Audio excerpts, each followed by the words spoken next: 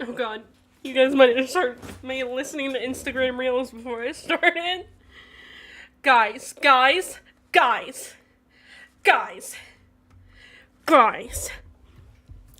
Episode 5, Part 1 is out now for Scarlet Hollow.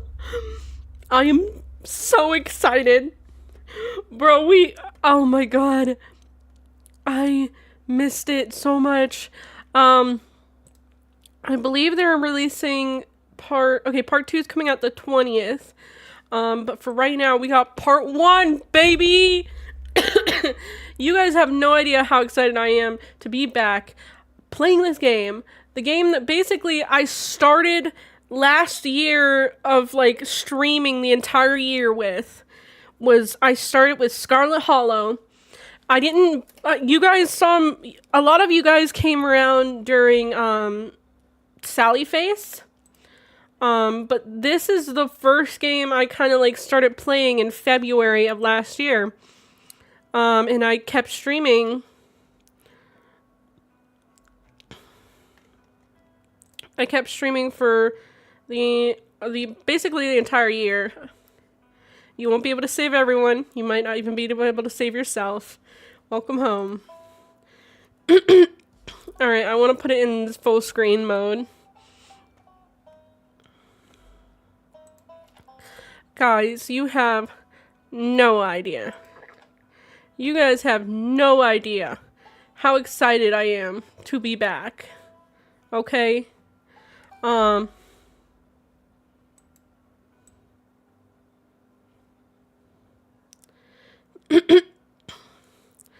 am I am gonna, like, turn down the music volume a bit. What is happening here? I think the start menu is a little fucked up.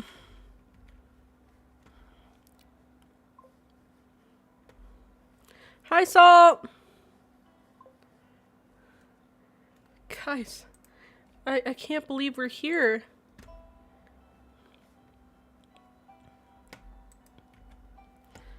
Okay, but I am having issues with...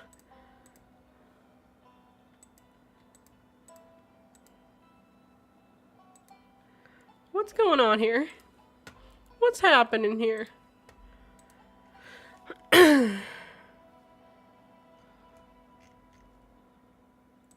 It's like... Did this happen before?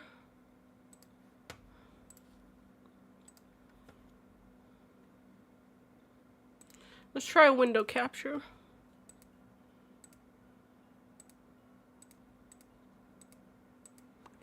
It's showing you guys that I'm still in the settings menu. I am not in the settings menu.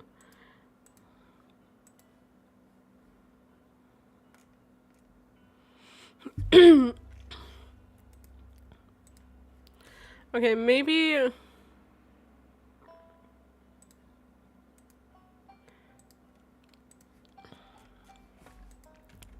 Maybe I need to actually close this down. I think there's something going on here. Because on full screen maybe? I want to play it in full screen. Hi! Hi, Kaz. Hi, Salt. Hi, Tiara.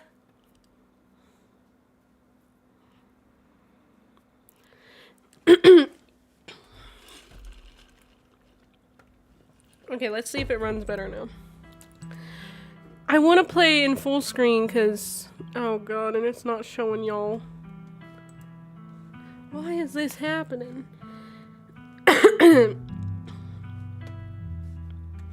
Oh, wait.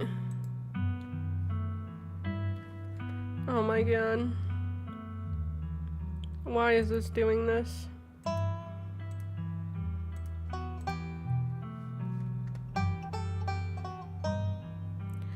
It's like, it's really weird. So let's go to preferences. Okay, and then let's go to... I am trying to do this... Okay, windowed.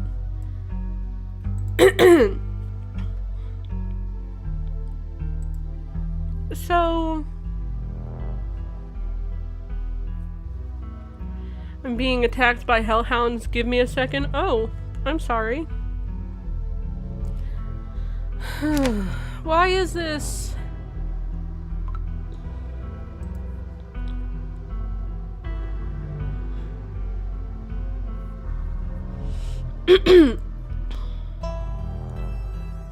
No, it's doing this weird thing.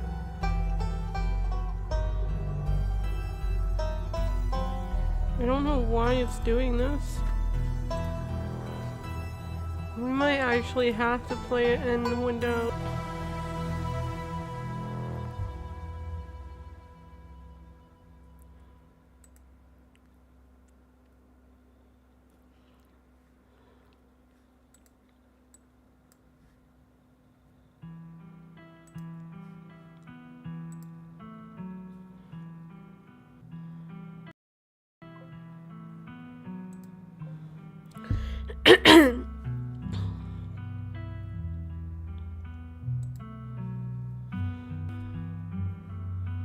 Okay, so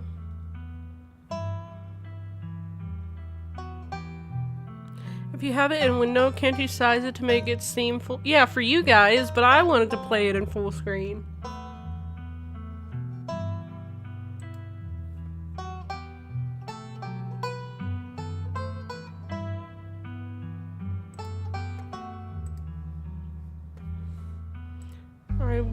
Really wanted to play it in full screen. Do you know my Valentine's Day gift for you? I didn't even know you were giving me a Valentine's gift. What is it?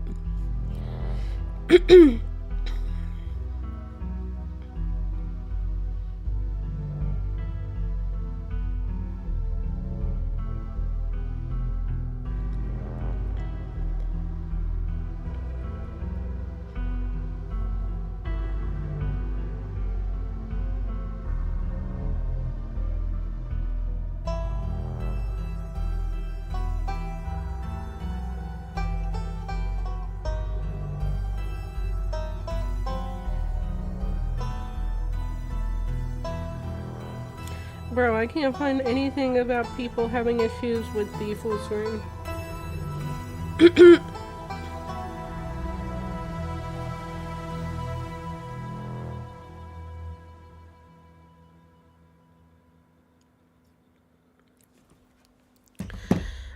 Happy Friday the 13th, everyone. Hope Jason doesn't get y'all.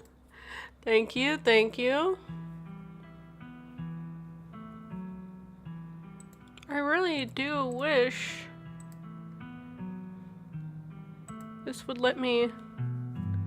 And you guys still can't see my...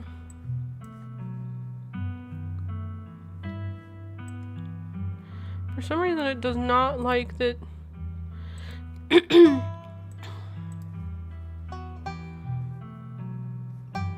You guys can't see the cursor.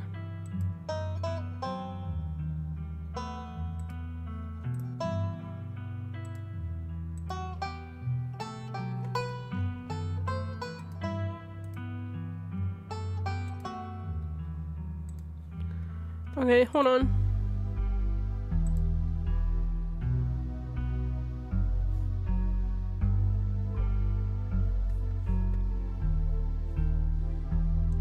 I will get this to work. I will.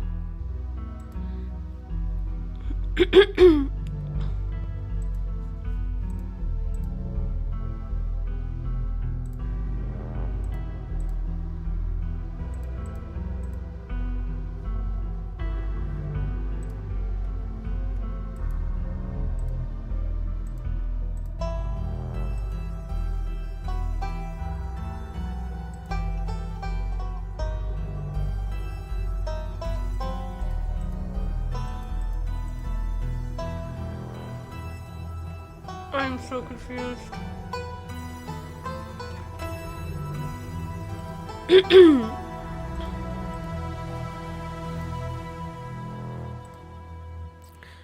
I don't know what I can do to get this to show.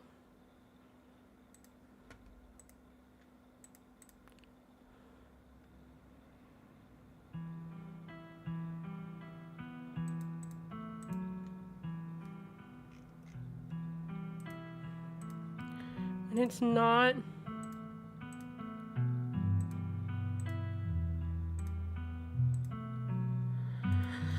I really wanted to play this full screen.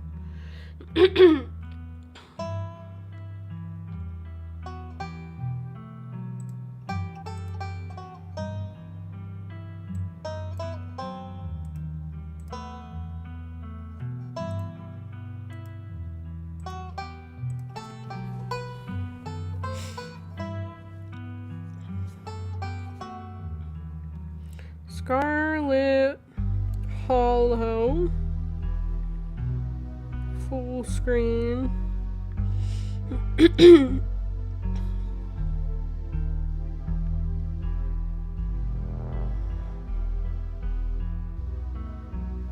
Alt enter.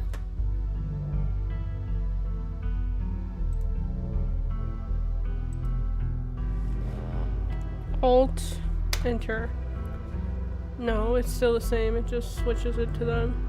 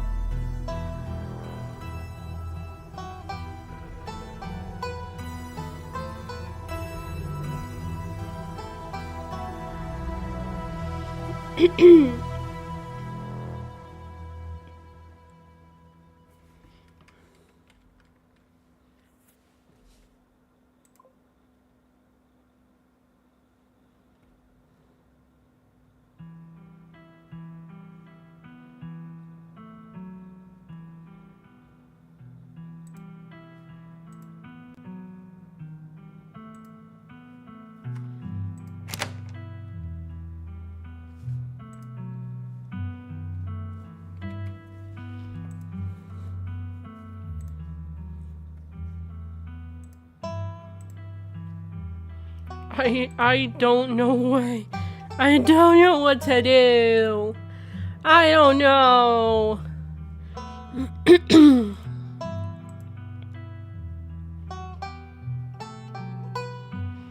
I seriously don't know.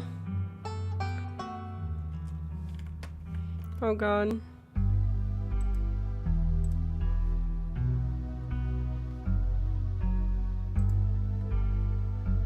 The gift is if you were to ever have a plushie, I will buy it with no hesitation because I love your channel so much. Oh, thank you. Sorry about that. I'm trying to do this dumb game.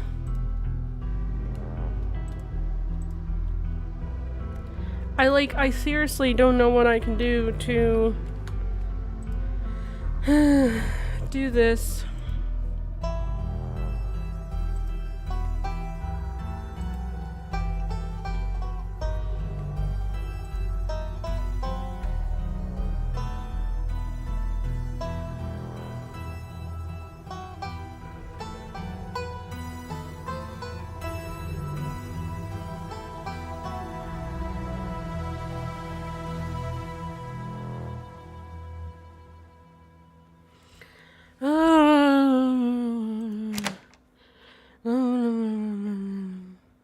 Well,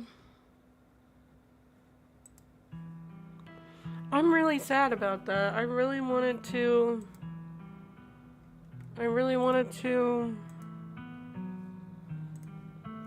watch it, like, play this game full screen.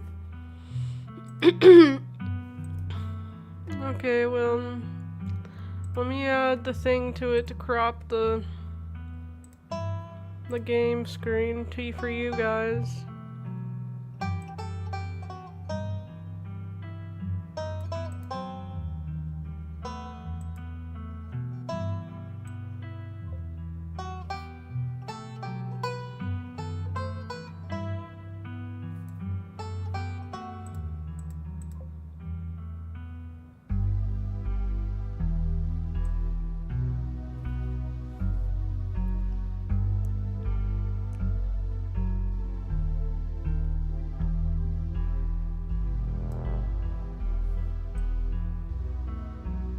Oh, wrong one.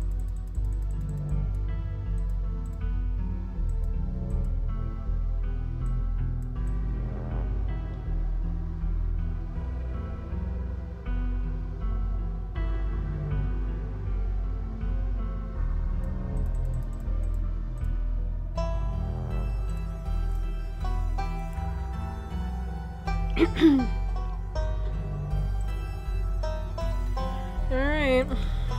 Oh, I just no, I didn't. Okay, we're in. Well. Here we are. This is the end of episode 1. Episode 5 finally awaits. If you'd like to continue with this world state, please save your game now. How do I save again? No. How do I save again? How do I save again? That was a screenshot. Oh. F apparently does full screen.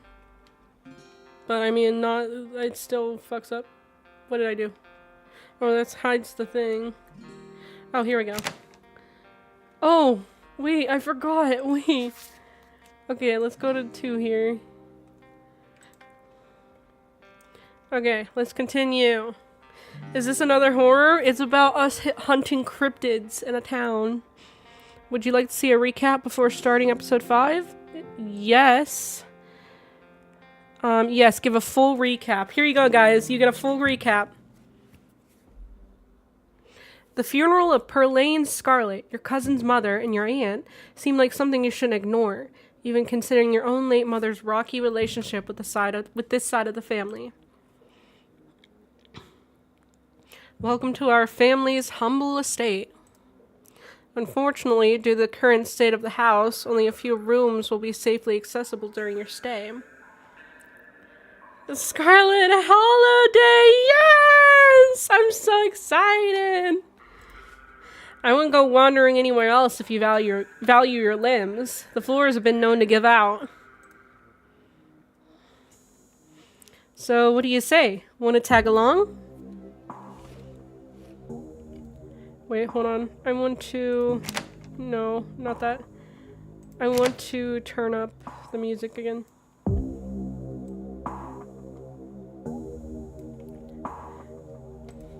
Hold the camera for me while I narrate against a darkening sky. That sort of thing? Hi, Raya. Hi, Avery. You'll eat those words when I come carrying a mountain lion corpse out of these woods at dawn. Oh yeah, I forgot. This isn't really a recap. A single deer remains behind, staring down the beam of Stella's flashlight, while Gretchen whines and pulls at her harness. Well, it shows some of the creatures.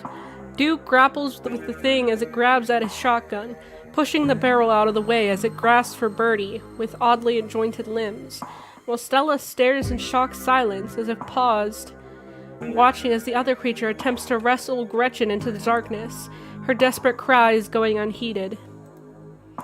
We ended up saving Gretchen, okay? I couldn't let him die! I couldn't let Gretchen die, okay? I couldn't let her die! You die for Gretchen, attempting to snatch her away from the thing's misshapen hands. You manage to grab her, but the creature isn't deterred. It rears back on its hind legs, its mouth opening, whispered tones sliding out alongside something sharp and unnatural. But then there is a deafening blast of Duke's shotgun, and suddenly it's gone. Oh my god, what do we do? What the hell is that? Don't worry about it. Stella, keep an eye on her for us. Make sure she doesn't get in any more trouble. Yeah, the cops were useless. Oh yeah, welcome home. Wayne. Weird Wayne that I know nothing about. What traits are you running? I actually can't fucking remember. It's been a while. My grandmother used to talk about pale creatures called ditchlings. She always said they were a terrible omen, a sign of suffering to come. I think I'm gonna worry about it. And here we are. You're welcome to stay the night if you want. From now on, you're back at the estate by bedtime. No more impromptu sleepovers. Yeah, she was pissed at us because we stayed at Stella's. Wow, that's some heavy stuff. No wonder Stella seemed distant. I'm gonna keep my ears open for you. The diner is where everyone comes to gossip, so I hear a lot about what goes on around here. Also, you can romance the characters in this game. And right now I'm romancing Stella, of course, sorry. Because she is basically a YouTuber hunting cryptids on her channel, and that's how we got into this. I'll let you know if anyone mentions those monsters or anything else strange or unusual. Have either of you seen Rosalina around town? I don't want to be a helicopter dad, but she hasn't been answering my texts, and I wanted to make sure she isn't getting into trouble out there. The pug's face. Oh, and this fucking bitch. Nothing strenuous, we promise. Whatever you two have planned is probably beyond what he can manage right now. Anyways.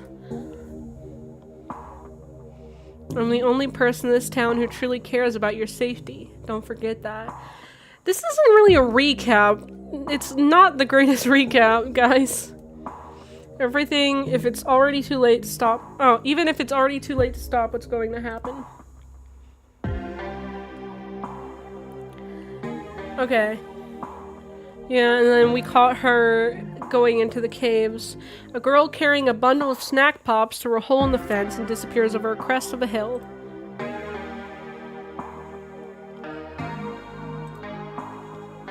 I guess the old Maxwell place doesn't cut it as a secret hangout spot these days. What's going on with, I forget her name. Why is she, like, transparent and blackened out? Like, what is going on there? She was with us. This is her sister, I believe. No. No, it's not. No, it's not. I lied. Why is it blocking out her text? This is weird. My dad says our house is haunted. Oh yeah, and then we go to... But she's interrupted by a pair of thunderous knocks. Yeah, the cave starts collapsing. You turn to see Becca and Alexis gone, and Rosalina anxiously hovering in front of a small tunnel in the cavern wall. She freezes as you notice her. There is something in the darkness before you that's much louder, though you don't hear it, but you could feel it in your chest, like the deep growl of a predator. Hey, are you alright, Danny? Stella reaches for your shoulder, but not before the light from your phone illuminates... Yeah. Danny, are you alright? I forgot you can put your name in this game. I didn't realize. I was like, wow, they're calling my name. You manage to squeeze through the entrance, just as the walls of the mine come crashing down. Holy shit, you're okay. Thank God. Why is she blacked out like that? We could have all died in there. What did you weirdos do? Everything was fine until you adults showed up. Becca, shut up. Tabitha doesn't say a word as the car cuts along the darkened road. Yeah, she was pissed at us then too. Yeah, I'm getting massive false Hydra vibes. Oh yeah, the possums! Guys, we have 2 possums living in our drawer! As you're ready to leave, Janie approaches from the far side of the kitchen. Tabitha remains between the two of you, impatiently tapping her foot. Oh, Danny, before you go, I heard about what happened last night. I mean, I heard about it before Miss Tabitha mentioned it just now, and then I heard it again. I just wanted to say that I'm so sorry you got caught up in that. You did right by those kids, though. What a blessing. Everyone getting out of the situation all right. Morning. Is the new blend ready? Of course. It's her granddaughter, or it's her daughter? Sybil is like... This is her brother. The one... I don't remember the one's name. That's that's being removed. Danny, if you'd like to keep Miles company, Tabitha and I would be just a minute. Oh, excuse me. Wait, you're Danny, aren't you? My name is Bo. I'm Duke's boy. It's a pleasure to meet you. The policeman told me you saw what happened to my daddy. Tabitha stops in front of a small house on the quiet hill just off Main Street. The Scarlets own most of the houses out here. We rent them out to employees. Just more convenient, you know? Your cousin pulls out a heavy set of keys from her pockets. She picks out one marked with a bright stripe of green tape and unlocks the door. Come on in. Don't worry. It's empty. Yep, he's a dog. Oh yeah, their mayor is a dog! Guys! Their mayor is a dog!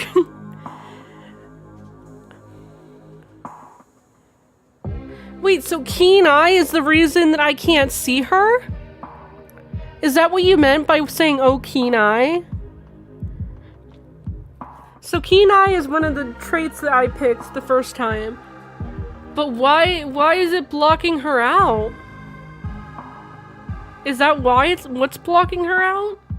And judging from the series of portraits lining the walls, Tabitha wasn't pulling your leg. Every mayor of Scarlet Hollow in living memory has also been a dog. Here they all are, guys. You can tell this dog is the mayor from his little sash and his fancy top hat. There's a regal air about him, almost as if he knows the position of authority he's been elected to. Oh, yeah, I forgot about you. This is a creepy priest. He gives me weird vibes. I don't like it. Before you can catch up to your companions, you're intercepted by a nervous man with a cross around his neck. It's hard to put a finger on it, but something compels you to dislike this man. Oh, I had mystical. So I had Keen Eye and mystical, I guess? Sounds like old Gretchen and the mayor may have some unresolved issues, wouldn't you say? I'm Pastor Daniel. I take it you're Danny? Everyone's been buzzing about you. I'm so sorry about your aunt, but I'm sure she's in a better place now. If you'd ever like to discuss your beliefs, my door is always open. Yes! Our boy! Our boy! Okay, guys, I'm gonna let you know. Guys, this guy, he's a fucking monster, by the way. Like an actual monster. And his mother was trying to keep him locked in here, and like she was basically poisoning him to keep him from becoming the monster again. And basically we ended up setting him free as a monster, and he killed his mom and ran off. Anyway,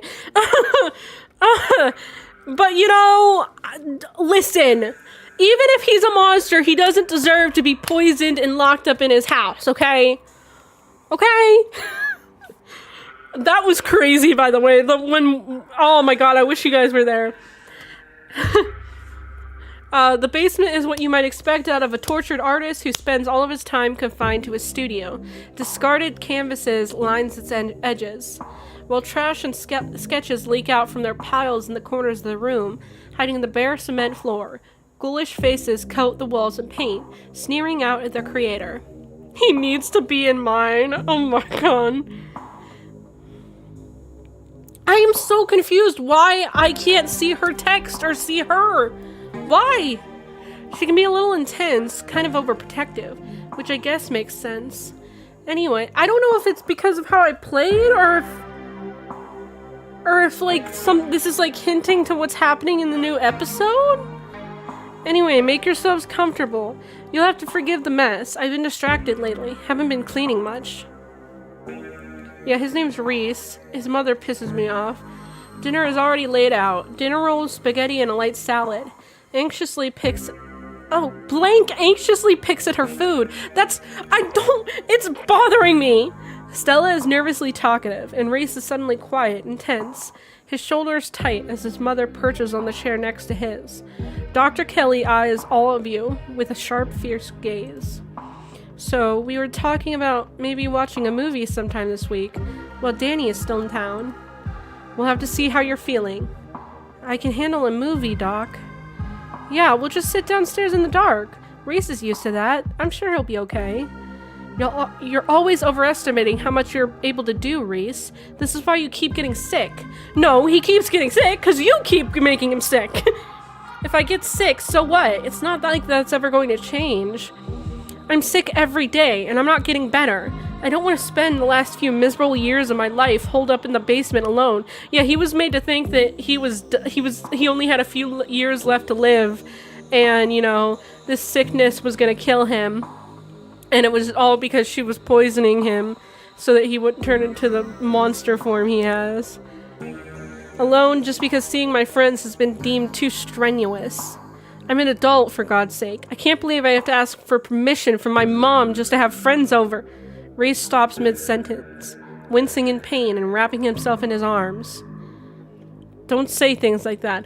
I'm doing everything I can to try and fix. Silence as Dr. Kelly's eyes shoot open. Reese? Reese abruptly pulls himself from the table and leaves. You said he ended up killing her? Good. I mean, okay, so it's good and bad, okay, because the mom does actually love him and care for him so much that she has been trying to keep him here to find a way to get rid of his monster form. Well, actually, not to get rid of it, she's just been suppressing it, I guess. But also, like, I get she's doing it for his safety, for the safety of everyone, and also to keep him, you know, alive, I guess. But also, I don't know. It's really weird. Also adds no. I don't know how to explain it, because it's like both situations are complicated. I'll wait till ads are done.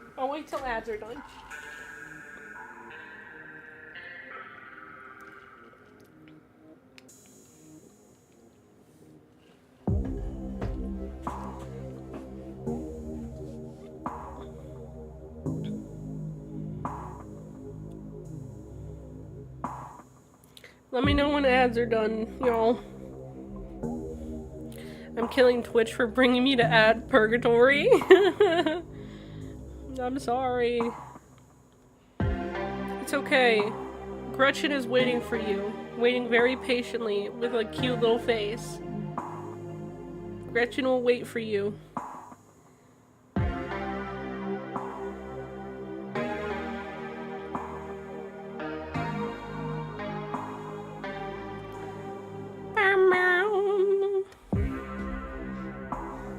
I still don't understand. I don't think she didn't die in the last episode. None of us died, I don't think. There was weird trippy shit that happened, but none of us died. Or like, I don't know.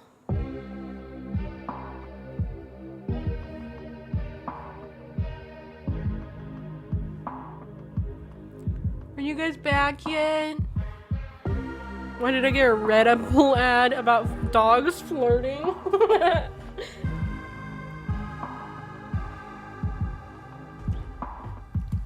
Guys, come back. I'm lonely. Please. Please. Return from ad purgatory. When I get money, I shall save Raya from ad hell. I'm not in ad hell personally? Oh.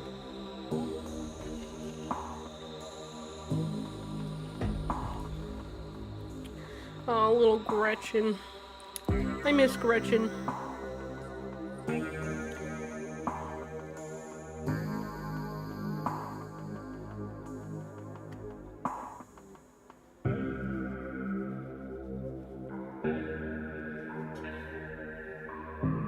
I'm digging, I promise. Oh my god. Raya, come back, please.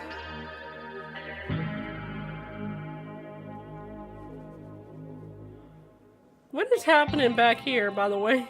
I never looked at this before. Why are they carrying a man tied to a pole? Raya's free! Alright. Hey, you're here sooner than I expected. Hope dinner went okay. Hey, hope I'm not too late. Have I missed any creepy paranormal stuff?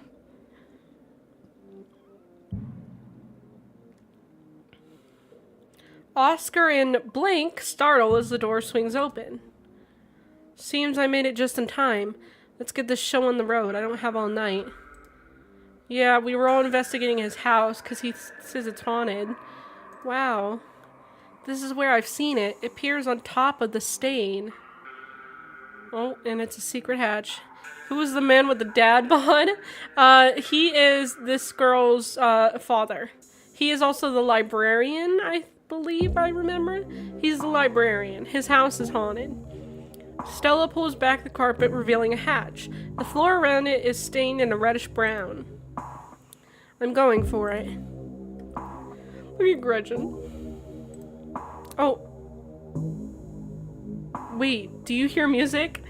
Okay, it's not that... So yeah, we went into this hatch and things got really fucky, okay? I have a word for him, but I shall not speak it. So things got really fucky when we entered this hatch. Yeah. So, wait, do you hear music? Oh.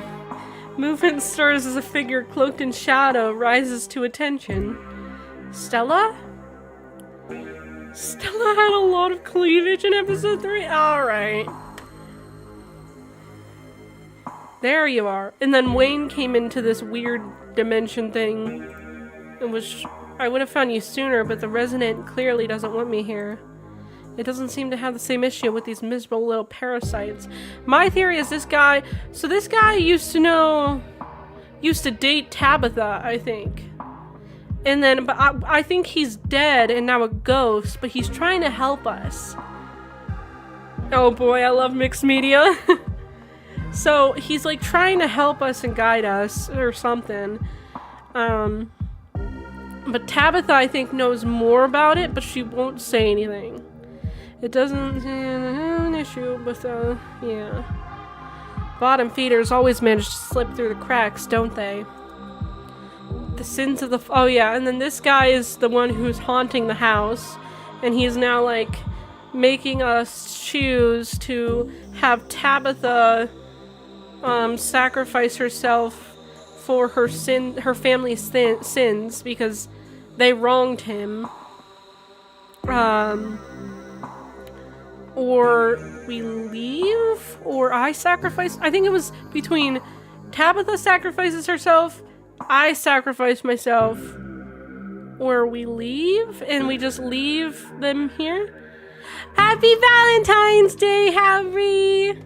I'm sorry I can't get you chocolates and flowers. The sins of the father are to be laid upon the children. Rosalina. Bullshit! I hope I didn't come too late. Oh yeah, and then Sybil rescued us. It wants something, doesn't it? And I think you know which you should volunteer. You must be joking. Let's just leave. Agreed, Sybil. You got in here. Can you get us out? Okay, so yeah, I think I saw what happened if I sacrificed myself. Or no, I did some other option where I sacrificed something else, either Tabitha or me, and I didn't like that outcome. So I was like, we're just gonna leave and let them fuck around here. Sorry, sorry, librarian, but you're not gonna get your house back. I do genuinely like mixed media art. One of the reasons I like Sodaken. That's my line. Sybil sighs. Tabitha, are you sure you want to leave this business unfinished? Absolutely. This is not our problem. I do think it isn't her problem specifically, or my problem, because it was something from our relatives way in the past, and we couldn't change, like, we couldn't do anything to prevent it. And I don't think it's fair that, like, one of us has to sacrifice ourselves to make them leave. Yes, like, I don't think it's her problem. If you think it's the best course of action, yes, I can get you out. It's only a question of seeing through the illusion. We're in a basement, even if all your senses are telling you otherwise. Try closing your eyes and remembering where you are. I'm sorry, Danny. I don't think I can talk right now. I'll call you, okay? Oh yeah, and then she ran off. She hurries off down the road. Before I go, Sybil places a hand on your arm, holding you back for a moment. I'm sure you have questions after everything you saw tonight, but let's not get into it here. I think everyone could use a little rest and relaxation right now, yourself included. I'll take the deal every time. Signed, a Joan Enjoyer. What deal? If you swing by the tea room sometime tomorrow, say early afternoon, You and I can have a little chat. I'll see you then, Danny. Sybil is also weird because she's like a medium, I believe. And I can't remember if she's the grandmother or the mother of the girl who's being blanked out in this recap. But I wonder if she has something to do with it. And I don't know. Because, oh yeah! No, she went missing, didn't she? I think she went missing and we were trying to find her. You don't even notice yourself entering the guest room and falling into bed. Suddenly you're just there, buried under your family's musty covers. You open your eyes, it's a new day, but your thoughts are interrupted by a buzz of your phone on the nightstand. Oh, you check your messages. There's nothing from Stella. Tulip made up some... No, we go looking for Stella. We talked to the other girl, and we were gonna go look for Stella. Tulip made up some imaginary friends and keeps telling us that they want to go out there. They want her to go out there. Like the word of some fictional creatures she made up is going to convince us it's a good idea for her to play in somebody's old garbage. But she's 7. Of course she would get some funny little idea like that. I'd love to get the community to rally around a big cleanup. It's about time somebody got rid of all that junk. Kanika is her name, by the way? Okay, Kanika. Because I couldn't remember. I haven't played this in like a year, so I can't remember the names. A wall of bodies, picket signs, and megaphones in hand forms a human barricade around the entrance to the Scarlet Mines. I have the urge to gouge out this man's eyes for some reason. Oh, it's you. Should I go? Yeah, and try not to get yourself noticed. Oh yeah, and then she held a gun to me or something. Was it a gun or did she just fucking choke me out on the door? I think so. The instant you're alone, Tabitha rounds on you. She grabs you by the collar, her face close to yours, eyes full of rage. Her words are a frustrated hiss. Listen to me, Danny. Really listen. This isn't some fun little game, okay? This is my life, and if you value yours, you'll keep quiet about what you just saw. I don't care for family. I can make the rest of you stay here. I can make the rest of your stay here a living hell if you cross me. She is a bitch. Like, I tried to be friends with her. I really tried to be friends with her. She just does not fucking like me, and I don't know how to appease her. You take the tea, sipping it delicately. The citrus smell is fleeting, quickly replaced with the earthiness at its core, like you've taken a mouthful of dirt. But the aftertaste combines the two flavors into something soothing and medicinal, and you find yourself feeling more comfortable, your muscles relaxing for the first time in days. Now, on to business. Sybil takes the cup from you, staring thoughtfully down at the sludge. Oh dear, this doesn't bode well. Pastor Daniel is okay, I guess. Some people you just can't appease. You've got just about every warning that can fit in the bottom of a cup. Cross, kettle, hourglass. All of these mean death, misery, difficulty, and the hourglass ties it all together with definite urgency. Oh my god, I can't speak. It's fair to assume that this all has to do with whatever brought the ditchlings. Something is coming, and whether any of us can stop it, I'm not sure. But we may, at the very least, be able to figure out what it is. And there's a central figure here. A cat. An enemy lurking in plain sight. This is wild. Oh yeah! We went down to the morgue in his house, I think.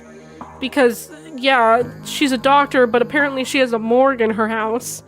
We went down into the morgue. It was like an old hospital underneath their house. This is wild. I had no idea this was here. An entire hospital wing rotting away for decades behind some flimsy drywall. His voice sounds distant. Your sole focus is finding it. Your feet move without prompting, and you stumble down the hallway towards the far wall, barely registering the antique clutter as you stagger past it. Whoa, are you okay?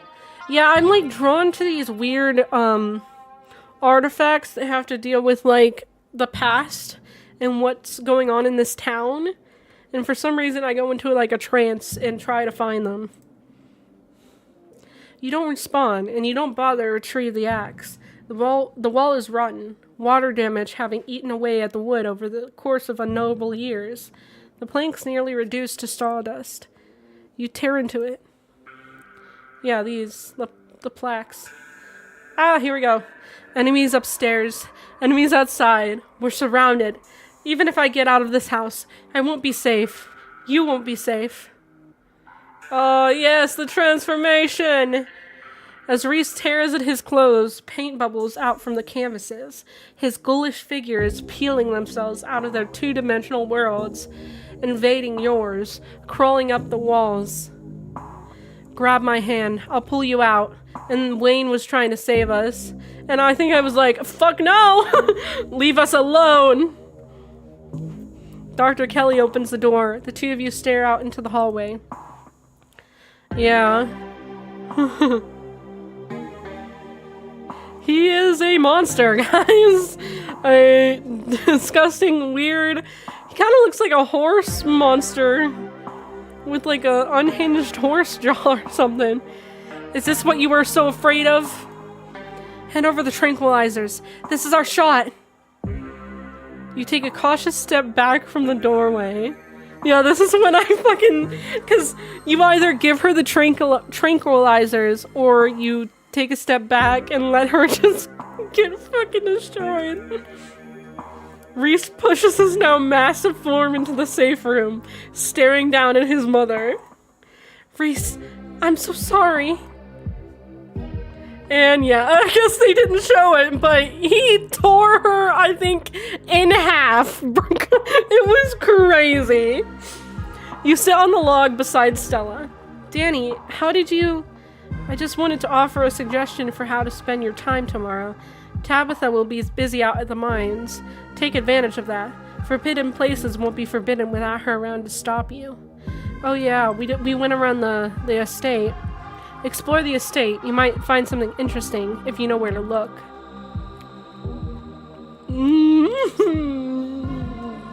I forgot we did that. Well, we didn't. I don't think we did anything. I just think we stayed together in her house. So are you coming in? You drift off together, limbs entwined, exhausted and safe and comforted. Tomorrow may bring some new horror, or it might not, but whatever happens, you'll face it together. It's time to continue your journey. Woo! Lesbian. I could hear your emotions for that image. Shush, shush, shush, shush, shush. Wake up. You wake to the sound of birdsong and to the welcome aroma of breakfast sizzling down the hall of Stella's intimately cozy cottage. The soft cotton oversheet you're wrapped in still smells like her. The gentle morning sun shines in through her bedroom window, speckling the sheets with dazzling spots of light, warming the spot where Stella lay beside you all night. You feel like you've had a good night's sleep for the first time in days, and you know you have her to thank for it. Join her in the kitchen. Mothman? Yeah! I've never seen the Dr. Kelly bisection sign. Still a Joan enjoyer. I'm sorry. Mothman plushie. Yeah, like I said, she loves cryptids. She loves, like, making videos of trying to hunt down cryptids. Danny, hope I wasn't too noisy in here. I wanted you to be able to get some more sleep. I know it's early. Still, it can't be too bad to wake up to somebody making pancakes for you, even if it is at the crack of dawn. Okay. Sorry.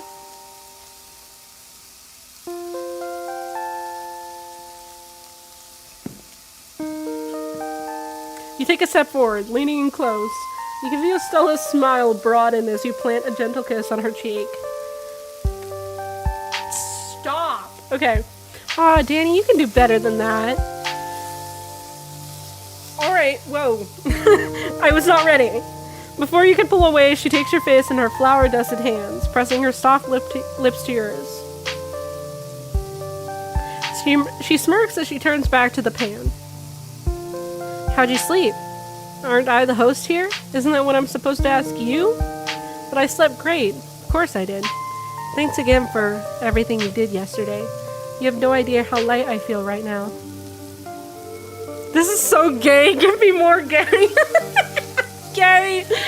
Guys, stop calling me gay. I know.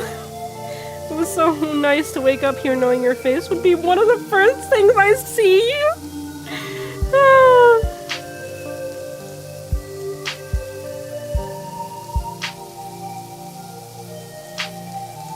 Stella's gentle smile spreads into a grin.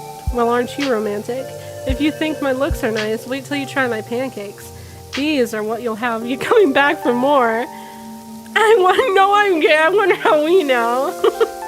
Shush. And that's the last one. Let's have ourselves a breakfast feast. They animated the death of Stella's parents, and I think that's heinous. Oh, yeah. Wait. It was a car wreck, right? If I'm remembering correctly. Stella motions with a pancake-laden plate towards the table. You take a seat. I love how Gretchen is just perpetually looking like she is worried.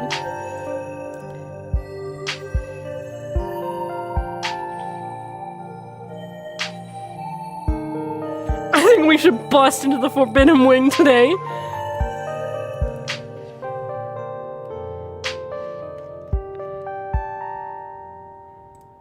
You take a multi-layered bite of Stella's pancakes. They're incredible. Don't wink at me, Stella, please! A perfectly crispy crust with a light and fluffy interior, still steaming from the heat of the pan. With a generous pour of maple syrup adding a flavorful sweetness, a rich buttery aftertaste lingers on your palate. The dog is staring into my soul again. Gretchen sounds like a southern belle. A stack of these, made with love by someone who cares about you, is a perfect way to start your day. Should we talk about race? Stella seems to choke slightly on her bite of food. Oh, I don't know what there is to talk about. I guess I'm embarrassed that a professional cryptid hunter and one of his best friends, never had any clue he was actually some kind of man-eating monster. And of course, I'm sad that it had to come to that. I don't really want to think about it too much. But that being said, I hope he hasn't just hightailed it out of town. I feel like I need to get to know the person he's really been all this time. If he doesn't eat us, that is. If he does eat us, I'm gonna be pretty upset. Sorry, I probably shouldn't be joking around about this. I'm patting puppy.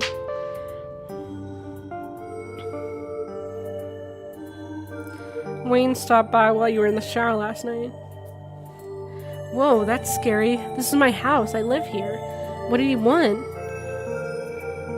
He said Tabitha wouldn't be around today. What a coincidence. I was going to suggest snooping around the estate. Yes, girl! Let's go! And unless Wayne is lying, which maybe he is, it sounds like today is a perfect opportunity to snoop. I was just saying, we gotta go bust into the estate. How can we be sure Tabitha won't be there? I trust Wayne. He hasn't led me astray yet. I don't trust Wayne, but I trust him on this. As soon as Tabitha told me the Forbidden Wing was forbidden, I needed to see what's in there. Hell yeah, let's snoop! Yes, Tabitha will keep no more secrets from me. I mean, at this point, I'm giving up. I'm basically giving up on Tabitha because I tried so hard to be friends with her in my first episodes, okay? I just can't.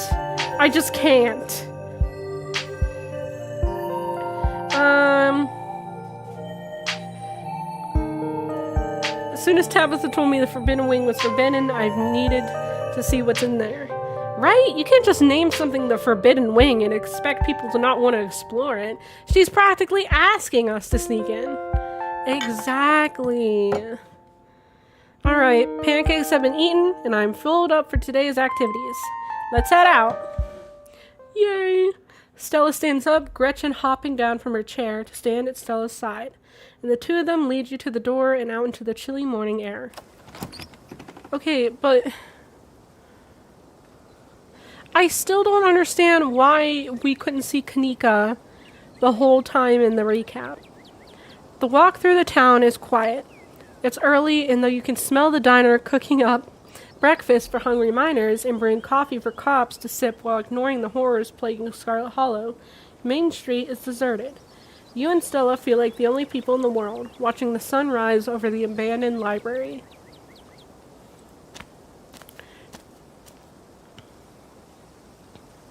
Oh, she's got her camera ready! The estate looms over the three of you, more unwelcoming than it's ever been, as if the small bit of time you spent away in a warm house, still full of the love that built it, has made the mere thought of the crumbling manor unbearable. I'm gonna say, just in case, you know? Just in case. Wow, I can barely remember the last time I made my way up that hill. Perlane didn't exactly make it easy for me to see Tabitha, so we usually hung out anywhere else we could think of. Your aunt had a tendency to shoot first and ask questions later, so I figured it was best not to risk winding up at the business end of her shotgun. You only make that mistake once. It's sad to see how much worse it's gotten. That cliff used to be a lot farther away from the house, but it's claimed a lot of ground. The place looks like it could fall any day now. It used to be such a beautiful house. Keen eye. The odd sadness that creeps up into Stella's eyes as she looks up at the place makes you wonder if it's really the house she's concerned about. After all, a home is often a reflection of its occupants, and even if what they had died a long time ago, it's never easy to see someone you once cared about decay and collapse in on themselves. I guess she's talking about Tabitha. Together you cross the threshold, the ancient door creaking open to reveal the familiar dusty foyer.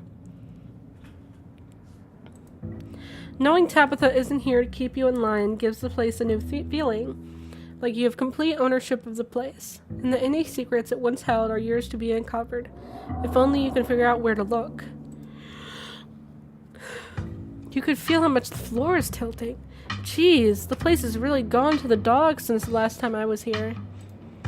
Everything feels so much older and disused. I can't believe Tabitha is still living here. I'm sure she has a lot of memories tying her to this place, but it feels like it could come down around our ears any second. So, where to first?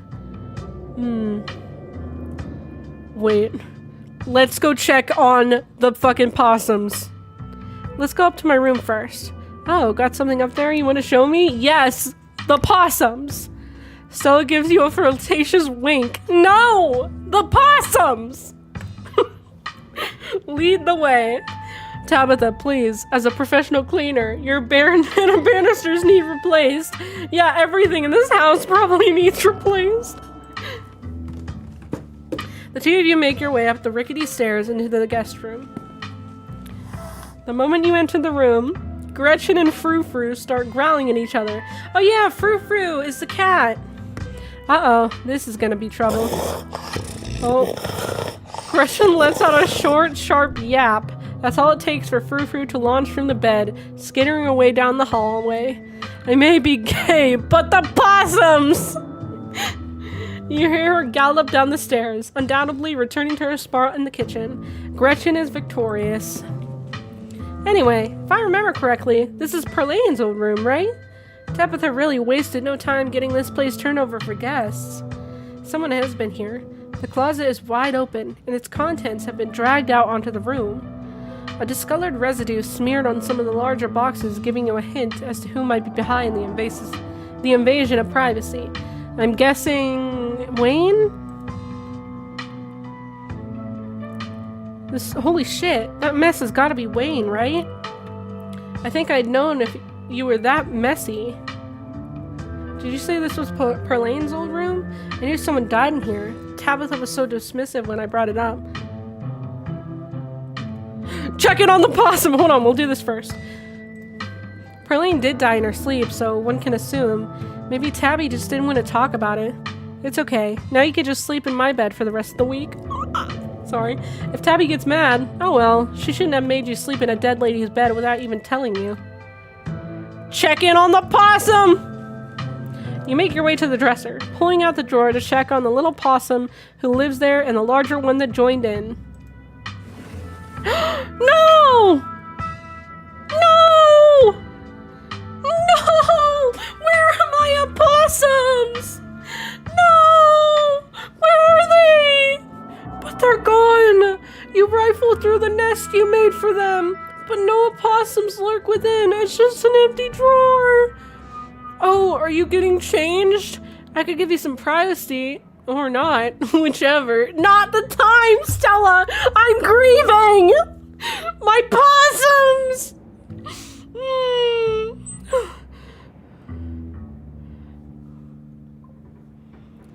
There's usually a little possum in here. Hope he's okay. Now all these clothes have a possum stink on them, but the opossums are nowhere to be found. There was a possum living in your drawers, on your clothes, and I'm glad you took that shower at my place.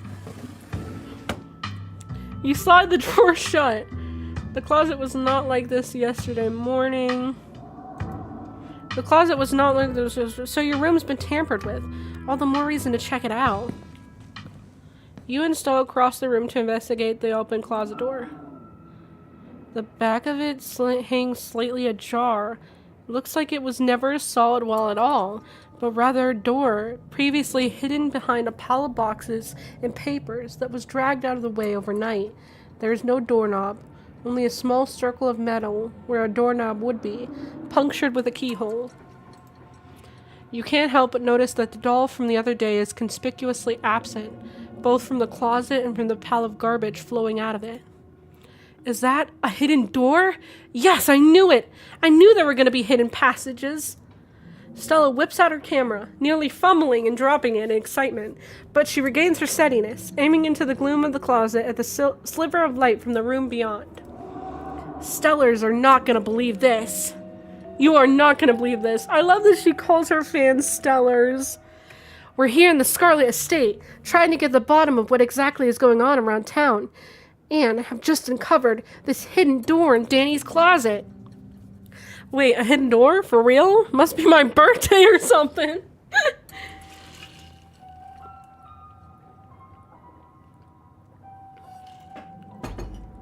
There used to be this really creepy doll in here.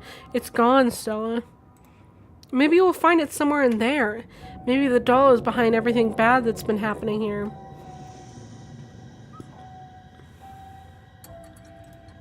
I think you're right, Stella. Wayne is behind this. Does that mean Wayne knows about the layout of the Scarlet Estate? You know, I'm really starting to wonder what he has to do with all this. I don't like how close he seems to think he is with you, but maybe he knows what's going on. Don't you think Tabitha is gonna get mad at you for filming in here? Like, legal action mad? That's the nature of journalism. I take risks to get information out into the world, whether that's a risk of bodily harm or legal consequences for sneaking into my friend's old house. If we don't find anything, I don't post anything. But if we do find something, and it blows your dark, possibly incriminating family secrets wide open, well, I guess that's the problem for future Stella to figure out.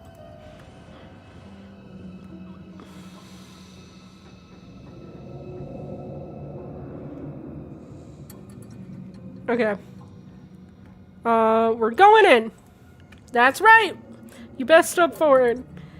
You both step forward. I don't think... Okay, so, as much as Wayne creeps me out and I'm not sure what's going on, he knows something about Tabitha that is bad. Like, something she's hiding. And Wayne has also been trying to help us through this whole thing. Dolls are a card-carrying member of my trifecta of nope. You both step forward, Stella filming as she dramatically opens the door, its hinges creaking appropriately. Tabitha seems like she'd hide something.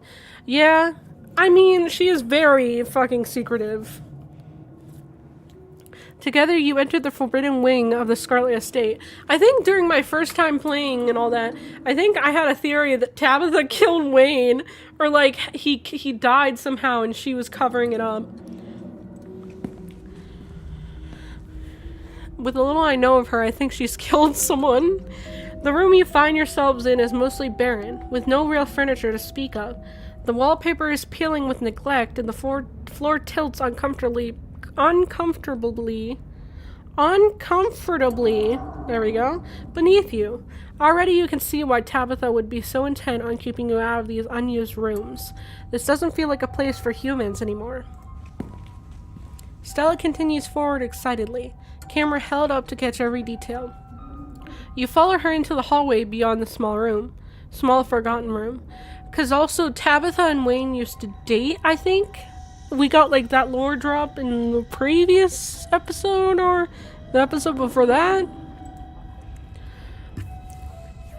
Stella, you're gonna get tetanus if you're not careful. Wow, an exclusive look at the ruins of the Scarlet Estate. Even if we don't find anything supernatural in here, this is already great stuff. Before you is a long hallway. Age-stained curtains fluttering in the breeze, flowing in through cracked glass. Weak sunlight illuminates the dust dancing on the air. An ornate entryway, its door long gone, breaks the monotony of the faded wallpaper, and a staircase looms at the far end. You can't help but notice the tracks leading up and down the grimy hallway floor. Fun. Clearly, the Forbidden Wing is only forbidden for some. Oh, those are fresh prints. Fresh prints. Sorry. Looks like our friend has been doing some exploring of his own. We'll have to be careful. I'd rather not run into him while sneaking around in here.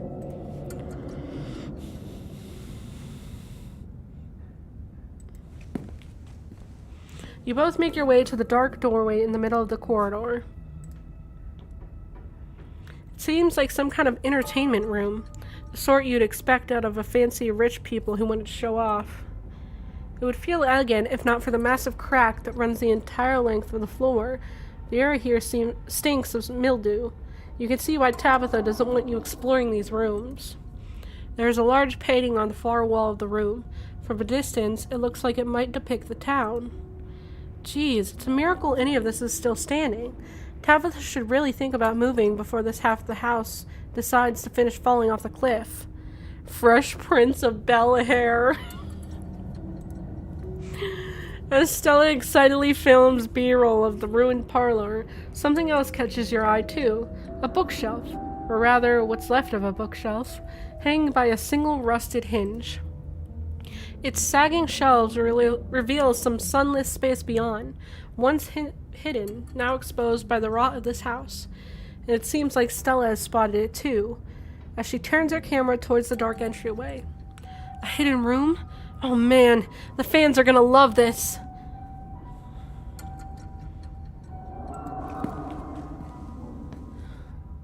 Oh god.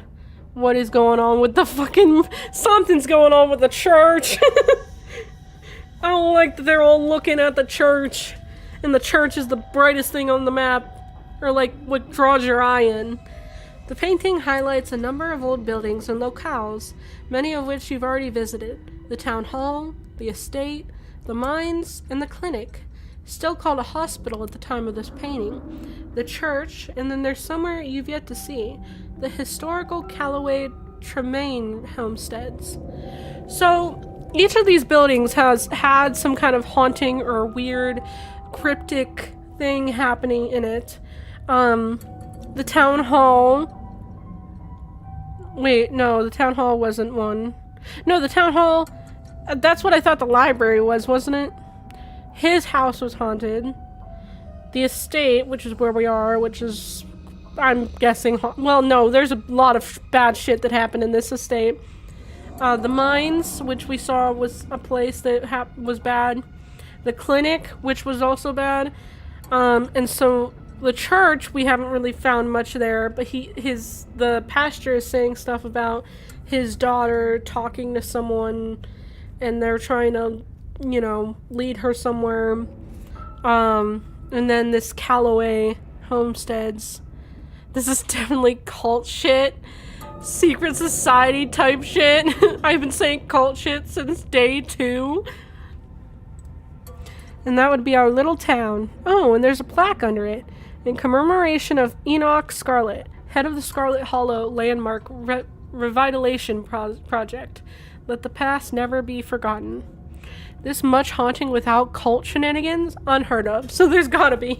Probably. I feel like writing something like that is just asking to wind up gathering dust in a neglected room like this. Let this be a lesson to all my viewers, looking to immortalize their life's work. So, all 2 of you, maybe. Me. Me and my 3 constant viewers. Which one is actually two people that I have in my Discord as friends. Like, okay, time to investigate the hidden room. Stella takes you by the hand, her firm grip lending you a sense of security, even as you both step over the wide gap in the floor. If for some reason, at the end of this, if Stella betrays me and she turns out to be evil, I am going to be so upset. So upset. Together you duck between the shelves, stepping over water-damaged books and into the darkness of the hidden room. Ooh. Ooh. This is creepy. Yeah.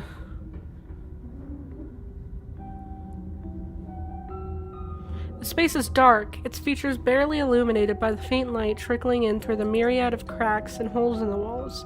The wallpaper, a deep, exquisite red, adds a blood-like glow to the dimness. If it makes you feel any better, you've got a new viewer in me. Oh, thank you! I'm glad you're here. If she's evil, I'm killing someone. Because why would your wife be evil, Danny? I don't know! I'm sorry! The walls are lined with ornate display cabinets, some empty, some still presenting their antique treasures. Nestled between the cabinets, a single tall bookshelf remains standing, its occupants dusty, but mostly intact. But all of these are ornamental details.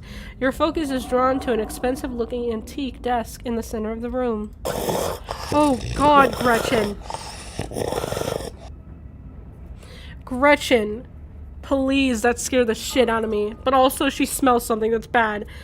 Gretchen barks out at the rest of the room, attempting to intimidate whatever it is she smells. Shh, Gretchen. We wouldn't want anybody to find us here. Who knows? They might try to seal it back up. Amontillado style.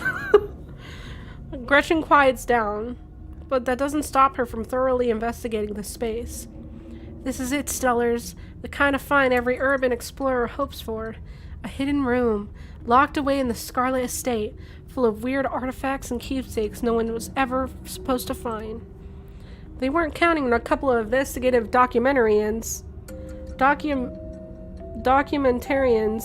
like us to go looking, but here we are, about to blow your family's sordid past wide open. They weren't counting on a... Oh, wait, sorry, I read that already. Is that what YouTubers are? Investigative documentarians? Is that what YouTubers are? It's what this YouTuber is. I've been thinking of opening up with that instead of the YouTube thing. Then I wouldn't have to explain what YouTube is to any old people who ask what I do for a living. Me. What do you do as a hobby? Oh, you know, I film. Yeah.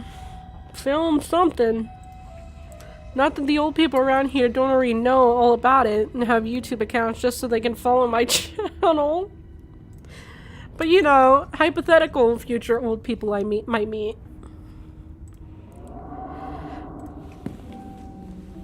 You step toward the desk. Maybe there's something worth finding in its drawers. Okay, a stamp, a letter opener. I don't know what this is. Letters. The top drawer mostly contains old-timey letter writing materials, complete with, this might be, wax. With a fancy dagger-shaped letter opener and a wax stamping kit, emblazoned with the initials ES. The wax seems slightly gnawed. What? What's your hobby? I entertain people. In what way? I'll never tell. Underneath, you find a pile of crumbling financial documents. Scrawled in neat cursive in every spot that needed a signature is the name Enoch Scarlick. Must be his desk, meaning this must also be his study. What's your hobby? Oh, I just don't. And hidden among the documents, you find an ancient photograph. Oh my god. A stern blonde man stares up at you from the detritus at the bottom of the drawer. A face you're surprised to find you recognize. It's the man from your vision, the one in the hospital bed. I don't remember the vision, but okay. Teddy? 1917. Enoch mentioned over the garden wall. Lightly nod. The possums have been here. Yes! Hey, I've seen that before. That's the picture of Theodore they put in the local history books. That's your great-great-uncle or something. The one who died in the collapse. I had a vision about him yesterday. No way. Enoch was... Oh, yeah. Okay, now I remember. Enoch was about to take Teddy home from the hospital after the collapse, but afterwards he told the doctor that it was just an imposter. He didn't die in the collapse. Enoch just said he did, but I also saw him promising Teddy that a witch was going to solve their problems. Enoch said he was working with a witch and that she'd be able to help him fix things, but this was in the hospital after the collapse.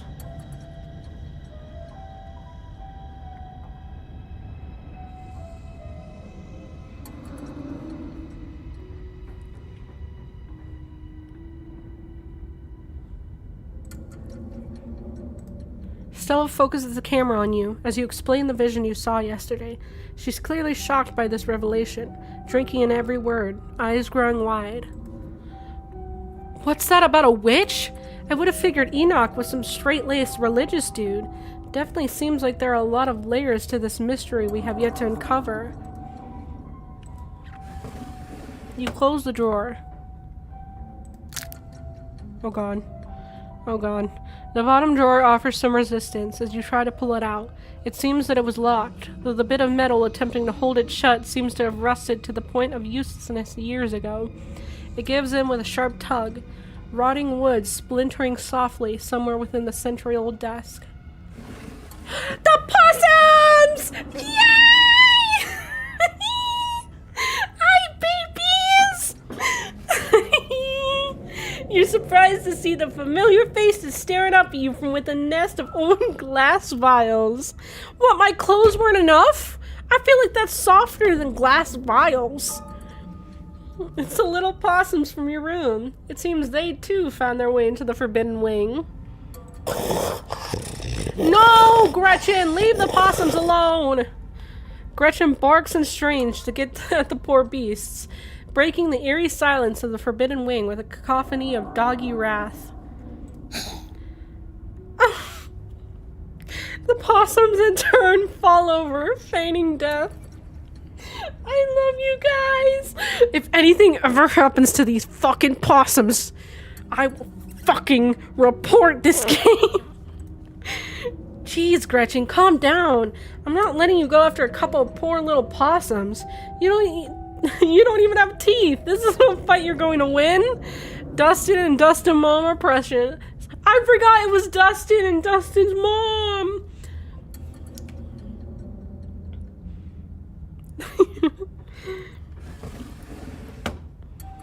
Stella reaches out a foot, holding the squirming Gretchen close to her chest, and slides the drawer shut. The opossums are safely stored away, where the bloodthirsty, toothless pug can't try to wrap her gums around their little throats. You step away from the desk.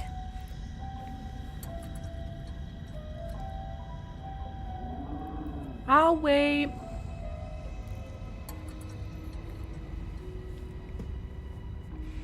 Oh, I'm so glad the possums are okay. Oh my god. I'm so happy they're okay. I was so worried about them. I thought they were dead. I thought they were dead. I'm so happy they aren't.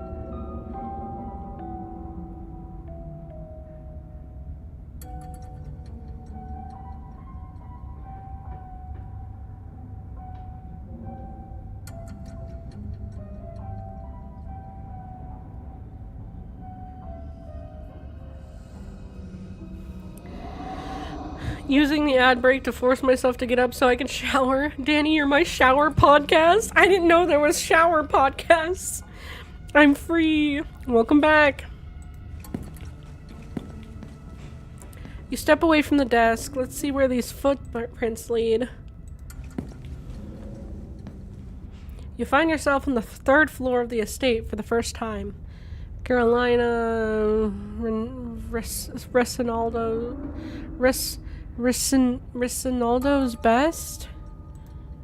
As you take in your surroundings, Stella slowly pans the camera down the length of the hall, working to build dread and tension for her future viewers. She clears her throat again, resuming her narration in a charmingly professional hosting voice. Clearly, Danny and I are not the only people who have passed through the supposedly forbidden wing. Who knows? We might wind up running into someone else sneaking around in here. If you're watching this as found footage after the two of us went missing, now you know where to start looking for our bodies. She drops the camera after her morbid joke, her voice returning to its usual casual cadence. Looks like the footprints go all the way down this hallway, into that far door. You also notice that there are much fainter tracks leading to the room in front of you, its doorway hidden behind a stack of boxes. These prints are old enough to have accumulated some dust. Stella, please don't jinx us. They were also notably not made by boots. If you had to guess, you'd assume they were loafers or some other kind of low heel.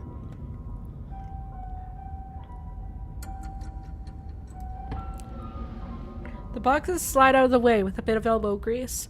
You push past them into the room beyond. I was so fixated on the footprints, I didn't even realize there was a room here. That probably means it has some really good stuff. The kind of stuff people put away hoping nobody will ever find it. The kind of stuff that makes for a great video. Oh, her ladyship's chambers. Explored Edwardine's bedroom. Okay, so this is where Edwardine slept. The room is coldly empty. The large antique bed is made. Its sheets ancient and dusty, but still somehow giving off the feeling of tidiness, even with cobwebs stretched between each corner of its four-poster frame. You step toward the desk, its drawers practically overflowing with stationery. You start opening drawers. Each one is filled with paper, stacked haphazardly, practically spilling out as you attempt to dig through for anything important. All these bills and receipts are in Wardo's name. Edwardine's name. Guess we know whose desk this is. The rest of the room is so neat and tidy. It's amazing that her drawers are such a hoarder's nest of old paper. But I wouldn't be surprised if the Scarlet Ladies have always been like this, pretending they have everything together on the surface, then being a total mess on the inside. Sounds like Tabby to a teal. To a T. Oh my god, I didn't see that was an exclamation. Oh my god, I can't. Oh, don't tell her I said that. When you reach the bottom right drawers, you find something entirely different. Oh. Greeting cards, letters, small wrap packages. Oh my god. Some open, some sealed, some crumpled into messy balls. You open one of the cards. Both pages are taken up by a handwritten note. Tabby, hope you're doing well. Not a day goes by that I don't miss you. Hope Perlane treats you to your best Christmas yet.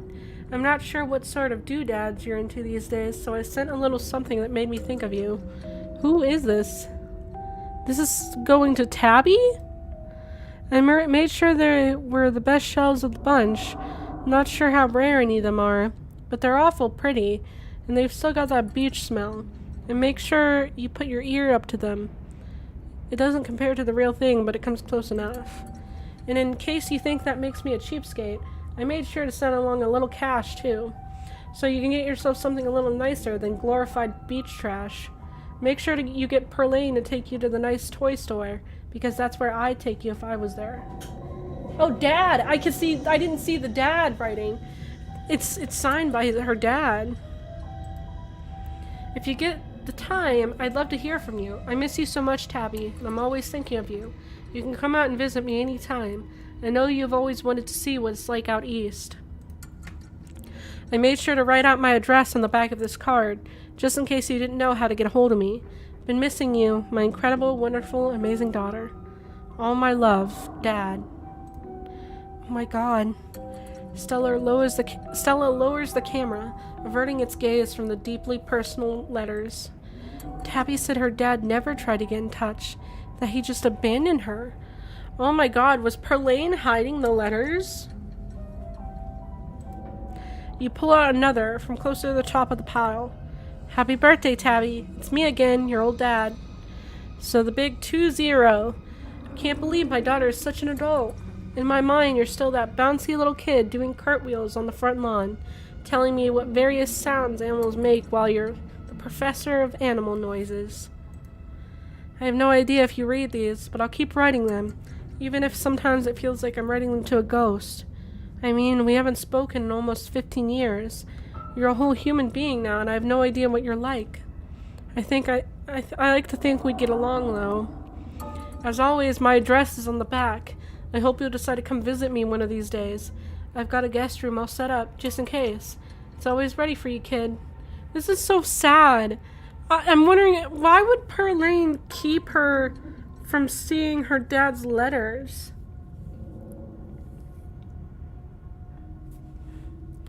To keep her here for something?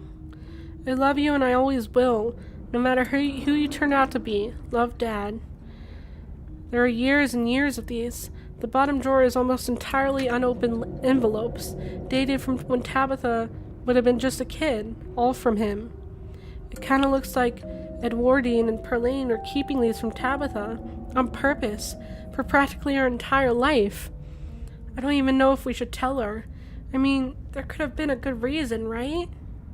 Like, maybe he was awful and telling her would just be painful and dredge up bad memories, but like maybe he was... Oh, sorry. We have to tell her, Stella. She thinks her dad's a deadbeat. This isn't right.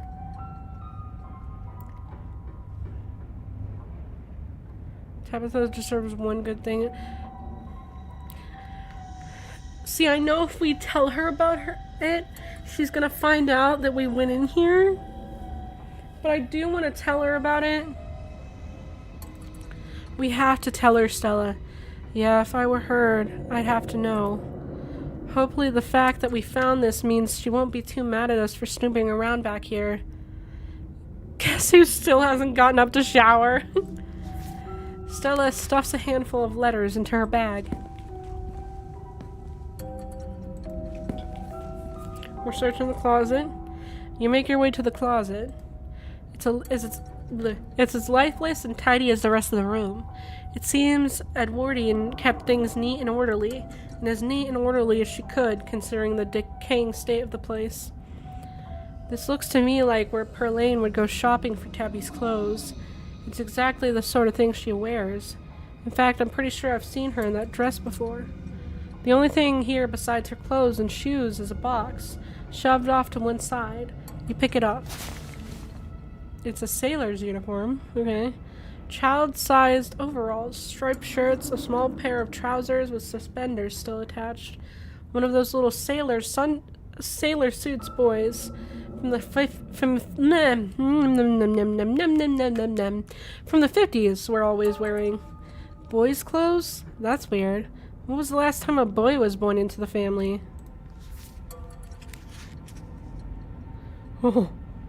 Mommy, I am in here too and I love you. When you pull out the last shirt, a note is revealed, tucked away in the bottom of the box, in a protective plastic sleeve. Go shower, Stimky? Don't call Halvery Stimky, okay? It's scrawled in almost illegible handwriting, written in some thick brown watery ink that's cracked with age.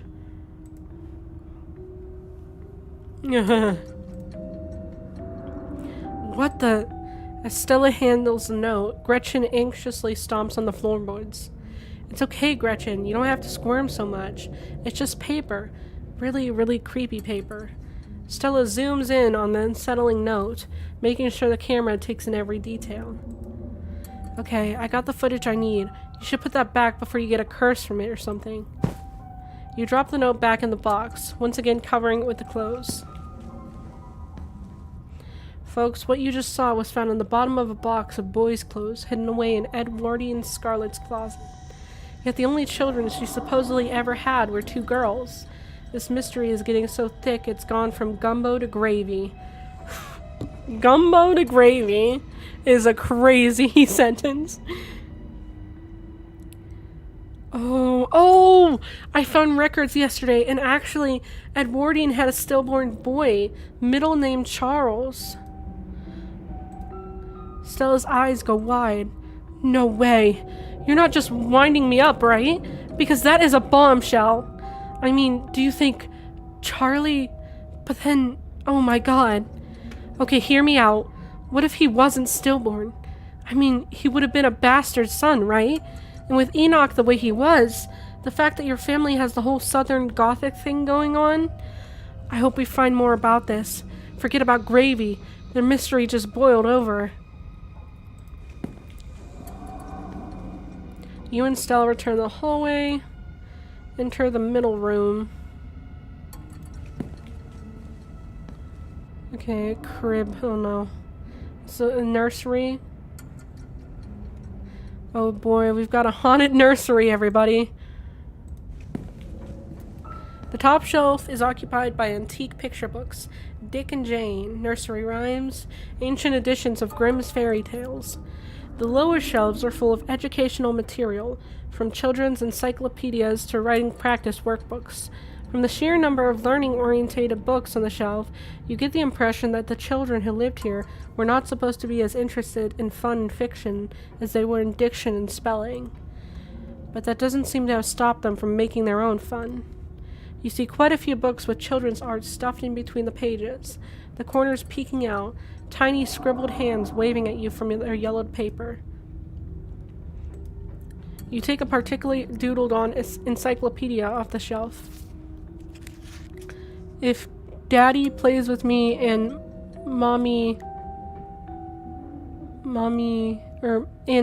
if Daddy plays with me and Mary, if my family goes to the zoo, if Mommy and Grandpa took us to work, if me and Mary Bell, I think it is. If me and Mary Bell and Mommy and Daddy and Grandpa have a picnic. Alexandra Scarlett. Oh, it's literally written... I'm so fucking stupid. I don't want to talk about it, guys. I'm really fucking dumb. If Daddy plays with me and Mary Bell. If my family goes to the zoo. If Mommy and Grandpa took us to work. If me and Mary Bell and Mommy and Daddy and Grandpa have a picnic. All are signed with a carefully scrawled signature of Alexandra Scarlett.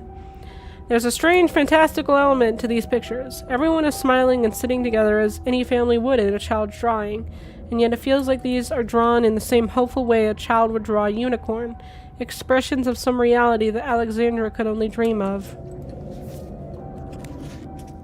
There are less joyful illustrations as well. Daddy napping shows their father sleeping in a chair, a bottle of brown liquid conspicuously drawn on the table next to him.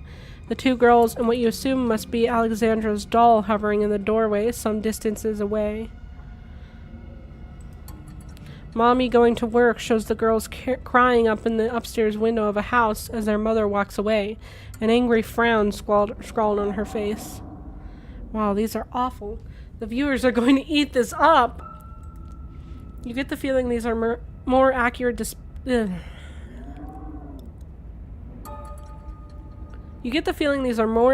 depictions of the girls' lives. Oh. The last picture you pull out gives you pause.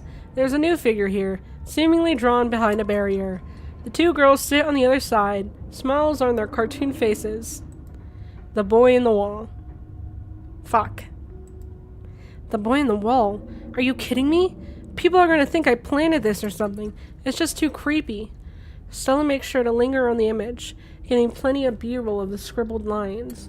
So the boy in the wall is the son that was labeled a stillborn, I'm guessing? Stella makes sure to linger on the image. Oh yeah. Copybook. You leaf through the few of the practice workbooks, gently turning the near crumbling pages. Reasons Mommy should take me and Mary Bell to the zoo. 1. We have been very good girls and have not cried for a whole week. 2. Mary Bell says elephants are so big I would like to see 1. 3. I think it would be very fun and Mommy would have a good time. These are also the work of Alexandra. You flip through the rest of the book. Your eyes unfocused as the many practice sentences and letter copying pages flash by, but something near the back of the book gives you pause. In a section that starts with a prompt, today Alexandra continues with, talk to the boy in the wall. There he is again. More boy in the wall. I'm getting goosebumps. This is just so weird. Hold on a minute. The little boy's clothes. The note. The fact that Edwardian had a bastard son at some point. Not a boy in the wall? This is all starting to add up.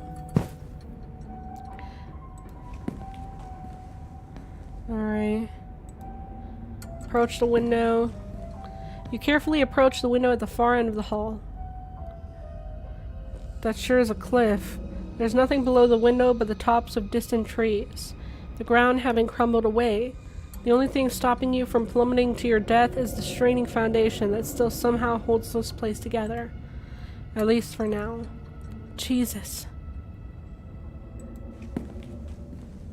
You continue following the trail of footprints, approaching the farthest room down the hall. The door was clearly meant to be hidden, but it's been left open.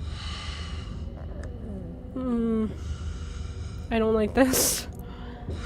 What's this noises? Gretchen begins to shake in fear, whining meekly as she glances around the room with wide, anxious eyes. It's okay, Gretchen. It's just a big empty room. There's nothing to be scared of. It pains you to stand in this space. Emotions hang over you, strong, oppressive, and overwhelming thoughts that threaten to fill your lungs. You don't feel death here. You feel something worse. A deeper loss, one that's left a wound that has refused to scar.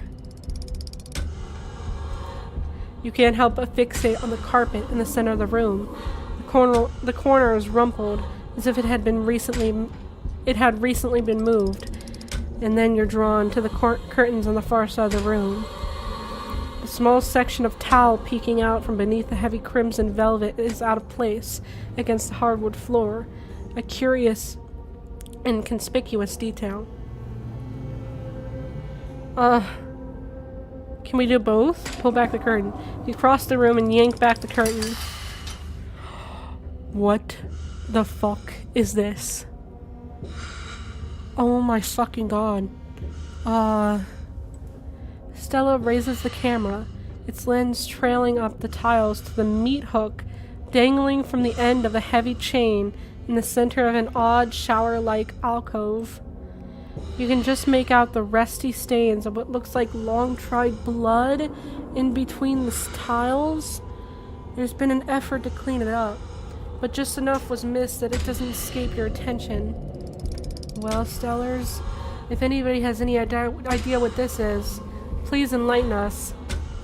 It almost looks like a place where you butcher something.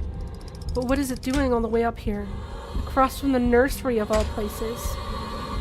Oh god. You pull the carpet up, exposing the bare floor and revealing what lies beneath. Gonna be real, I'm so eepy I'm not paying attention against my will. Okay. An ornate ring of sigils have been carved into the floor, 5 along the edges with a 6th in the center. The circle emits a now uncomfortably familiar feeling. You can feel your gaze forced to crawl over every intricate detail of the carving in front of you. Is this some kind of magical circle in the Scarlet Estate? Clearly Enoch was pretty serious about the whole occult thing. This is about as occult as you can get. But you're too far drawn into a trance to respond to Stella, or to even pay much mind to what she's saying. Your gaze crawls across the intricate details unbidden. The serpents wrapped around the staff give you flashes of the room beyond the morgue, and the darkness that swept through the house once it had been uncovered. The fist and chain makes you feel like you're back in the claustrophobic confines of the mines, surrounded by the angry hammering of its memories. The horns have the same nightmarish, dreamy feeling of the world constructed by the furious ghost of Charles Sod Jr. The others are new to you. The feelings they emit are less intense, giving only vague impressions of what they might be tied to. Golden fields, the mewling of fresh souls, just slithering out from the wound, desperate to be fed. Another that rings like bells in your mind, calling you not towards it, but away from it, pushing you from its threshold and into the darkness. But the central symbol is the strongest of all. It echoes out across the room, a vast ego proclaiming its dominance. You okay? Oh no, did the circle do something to you? Talk to me. Danny, snap out of it.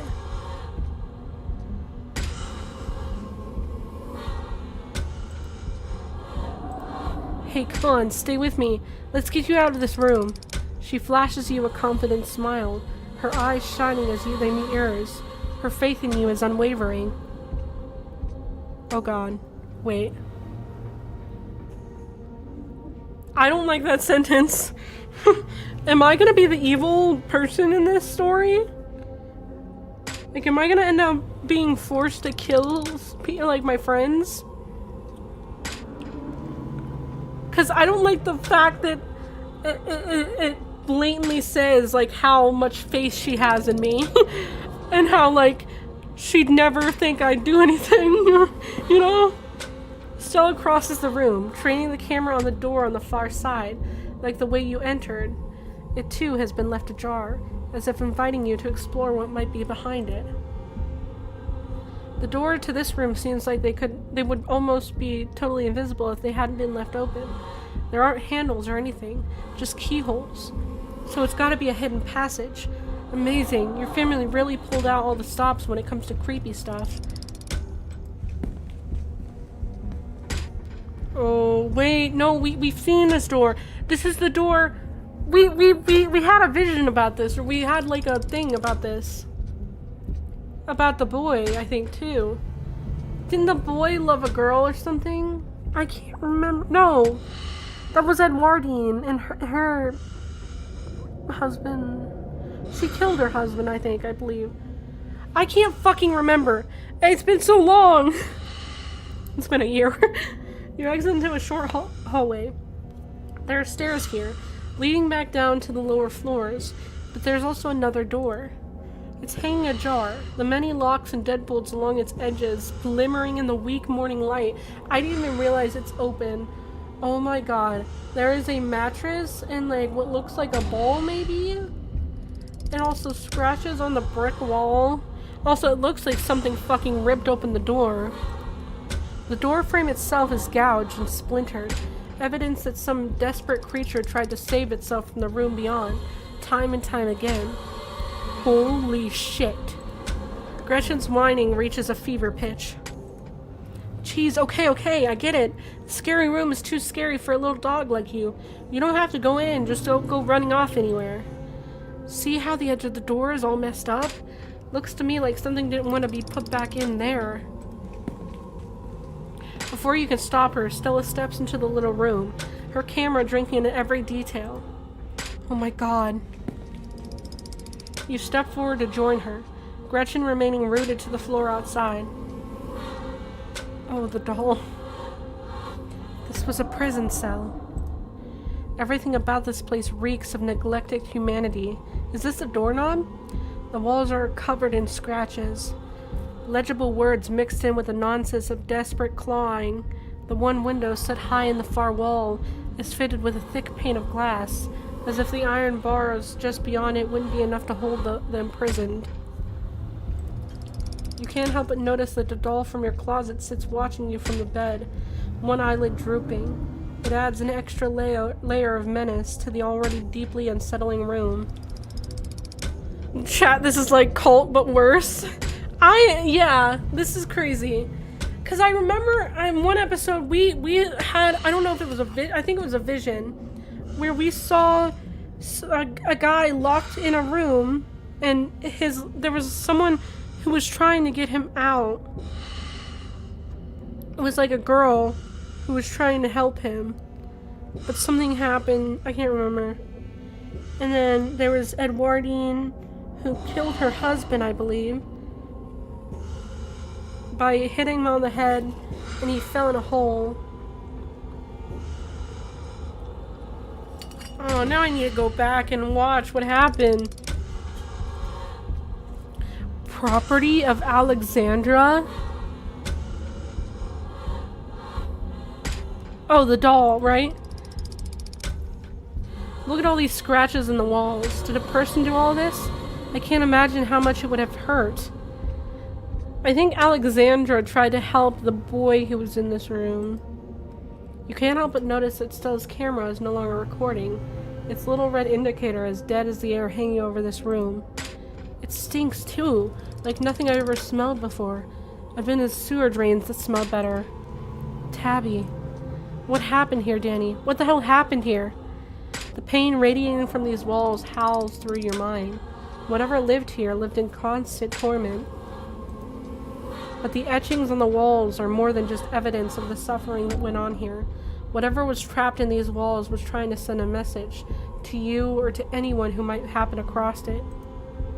Your eyes are drawn to the massive, almost letters dug as deep into the brick as the cell's prisoner could manage, highlighted with whatever pigments were available. It almost looks like a word, though none of the lines meet up, causing you to constantly doubt whether they're letters at all, or just lines that fool the eye into imagining shapes that aren't there. Your stomach clenches with nausea as you run your eyes along the deep furrows in the wall.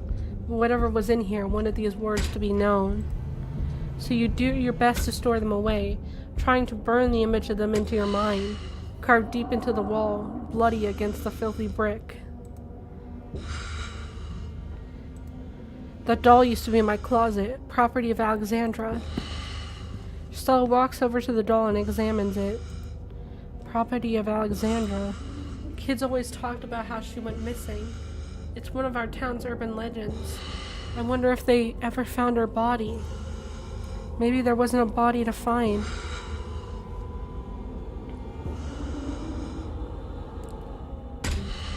You stop recording. Yeah. You and Stella are interrupted by a sound wrapping around you. Music. The tinkling of the piano keys, played by a clumsy hand. They echo up a narrow staircase at the end of the hall, one you've yet to travel. You hear that creepy music, right? Stella seems uncharacteristically shaken. She clutches at your arm, the camera trembling in her hand. Oh God, someone else is in here. You know who you'll find if you choose to follow the tune. It's an invitation. Wayne's blackened fingers sending out a message across the quiet house. Was Wayne kept in here? Is Wayne the bastard child?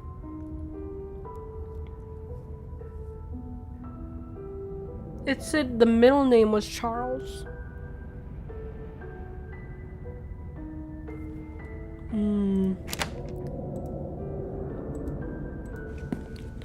Back into the hall. Do you think it's him? Wayne? Stella seems to swallow her momentum. Oh my God. Momentary fear. Straightening back up and letting the light return to her features. If it is him, he could have information. He seems like he knows a lot about what's been going on in town. And who knows, maybe he'd be more willing to talk now that we found all those secrets your family has been hiding.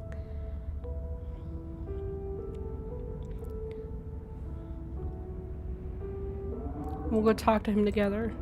Of course, no way we're splitting up. I'm not gonna let that creep draw you into some trap without me around to help you out. I'm scared you're gonna get killed. That's why I saved. Come on, Gretchen, I'll carry you. Stella scoops up Gretchen, the pug still visibly shaking with the fear this place seemed to instill in her, though Stella's comforting grip seems to ease her poor little doggy spirit. That's right, my little old lady. Nothing bad happened, besides being shaken to my core, I guess, but nothing physical. We're just seeing one scary man and then we're leaving. Her grip is firm and warm and reassuring, and together you make your way down the hall to the source of the eerie music. The stairs take you in what you have to assume was once a servant's quarters, a network of cramped passageways hidden away behind the expansive rooms of the estate without so much as a window for illumination. But you persist and descend deeper into the bowels of the Scarlet Estate, the echoing piano your only companion. Soon enough you see light again, the sun creeping in through the edges of the nearly hidden door. You're at the end of another long corridor. Its high ceilings and tall windows are almost disorientating as you step out from the cramped, gloomy stairwell.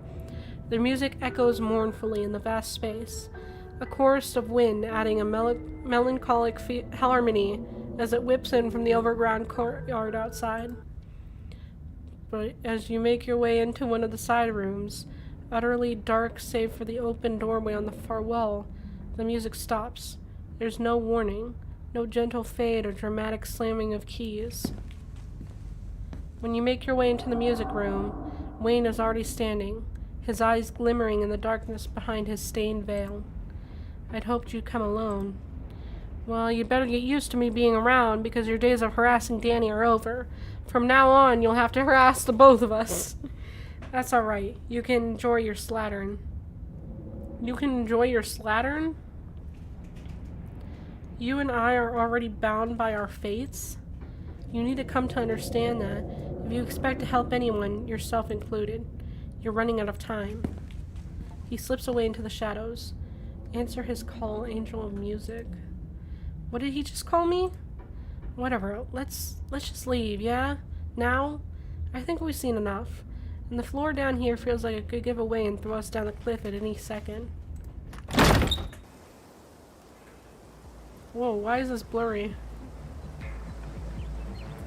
The warmth you and Stella shared last night seems to fall apart in the fresh air, shaken by the unearthed secrets of your family's past. A tense silence holds between the two of you as your mind does its best to grapple with what you found. Angel of music, Danny, you never told me you sang opera. I do not. The cell, the doll, Enoch's occult sanctuary, the boy in the wall and his outfits in Edwardian's closet. Is it possible your cousin has known about all this? Your eyes dart back up to Stella. Her gaze is fixed on some non-existent point far off in the distance, and you can only try to imagine what she might be thinking. Maybe she feels you've connected in some possible way to what you've just discovered. Like you carry whatever went on there in your blood. And Tabitha, who had lived under the same roof as that cell her entire life. The silence feels like a terrible thing, like detritus clogging the air, suffocating the fragile growth of a barely formed relationship.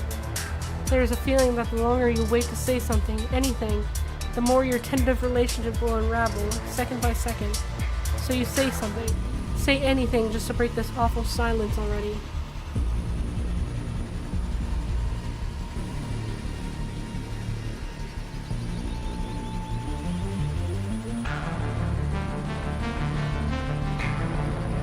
Maybe the dungeon was just a sex thing? What? Tabitha has to know, right? There's no way she doesn't. What? Absolutely not. Tabby's not the kind of person to lock someone away in some sort of dungeon. I know her. She's not the sort of person who would keep something like that hidden from me. I was always going to see what we saw today, but there's nothing forcing us to go to Tabitha. We don't have to see her.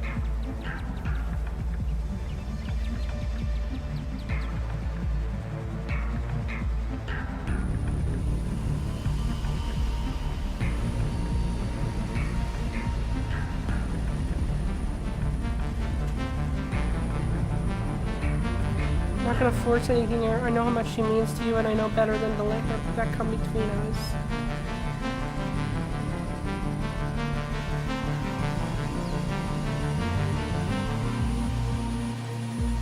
I'm not going to force anything here. A palpable wave of relief washes over Stella. Yeah, really? Okay, then we're going to the mines. Come on. I forgot we had to show her the, is that the Grinch? What does it say? Yeah, your heart shrank. These... Oh, your heart shrank 3 times that day. Lunch ladies stand with the workers, all or none. I am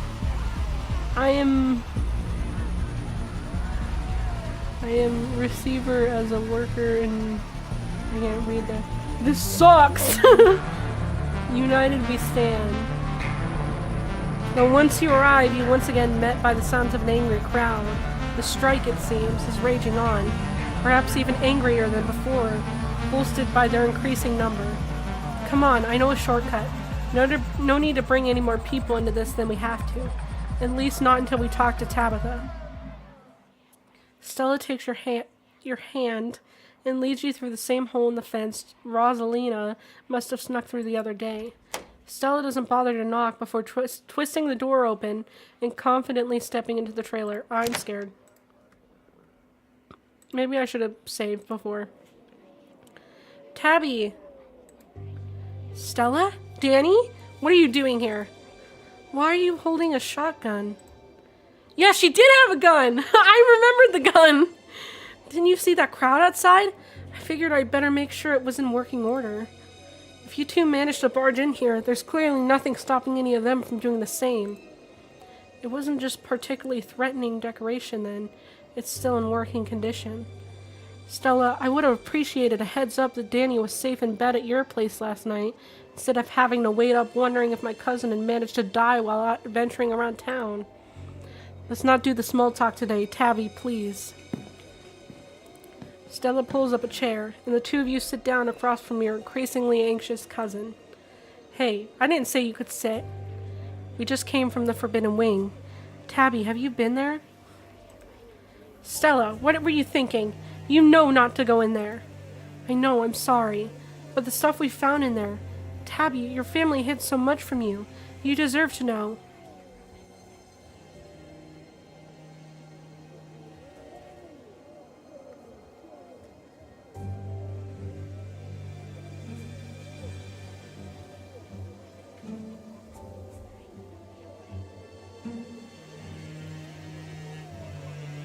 Let Stella do it. Right? You quietly sit back, letting Stella continue. Like Enoch's study, it was behind an old bookcase, and there was all this occult stuff in there. What, like being into the occult? Is that surprising? He was a rich man in the early 1900s. Of course he was into the occult. That was like a hobby back then. You know I know that. I wouldn't have come all the way out here if that was it. But there was this other room where somebody had drawn some kind of, I don't know, satanic circle on the floor, like in a horror movie. And there were meat hooks hidden behind a curtain with a drain underneath, and what looked like old bloodstains. We also found these old clothes in Grandma Eddie's room, boys' clothes, and a freaky note that looked like it might have been written in blood. It said, "I'm still in here, and I love you," or something. But also, can we talk, are you going to mention the birthday cards as well? I don't know what that means, but it was in plastic. She clearly wanted to keep it. And these birthday cards from your dad, all stashed in a drawer. What? Someone had been hiding them from you, Tabby. He loves you. He sent them every year.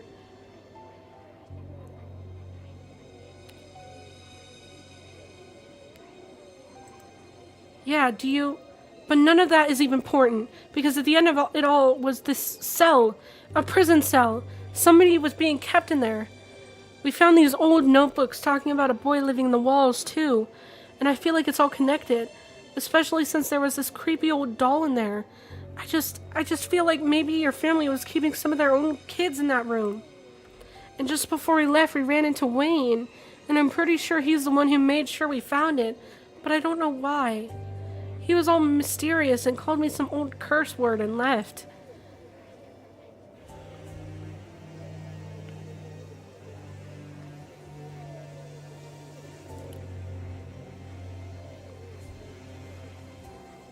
Tell us the truth, Tabitha. Why did you invite me here? There's something with me that she needs. Is that why? I didn't know we were invited by Tabitha. I mean, we were here for the funeral for Perlane. Tell us the truth, Tabitha. Why did you invite me here? Not the angle I was trying to take here. We can all still be on the same side. We're supposed to all be on the same side. The two of you are family. It's not like she had ulterior motives inviting you to our mom's funeral. I don't know about that. Ever since I moved here, things have been going... ever since I came here, things have been going wrong. And I wasn't trying to completely blame her also. That was just one of the better options of all the other ones. Right, Tabby? When Stella finishes, your cousin gathers herself and locks onto you with a steel gaze. You put her up to this. I know you did.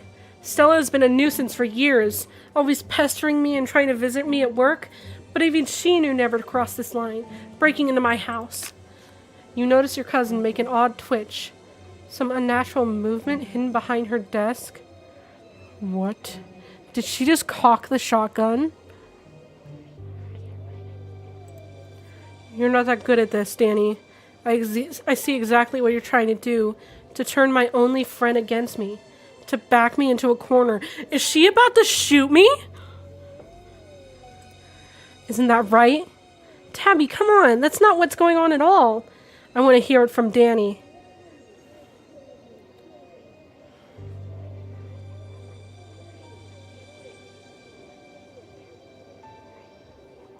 Okay, we gotta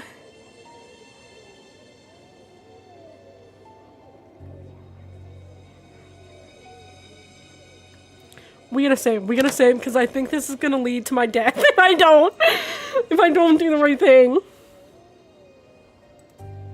We're not throwing accusations. I know you didn't see your dad's birthday card, so why would I think you've seen everything else?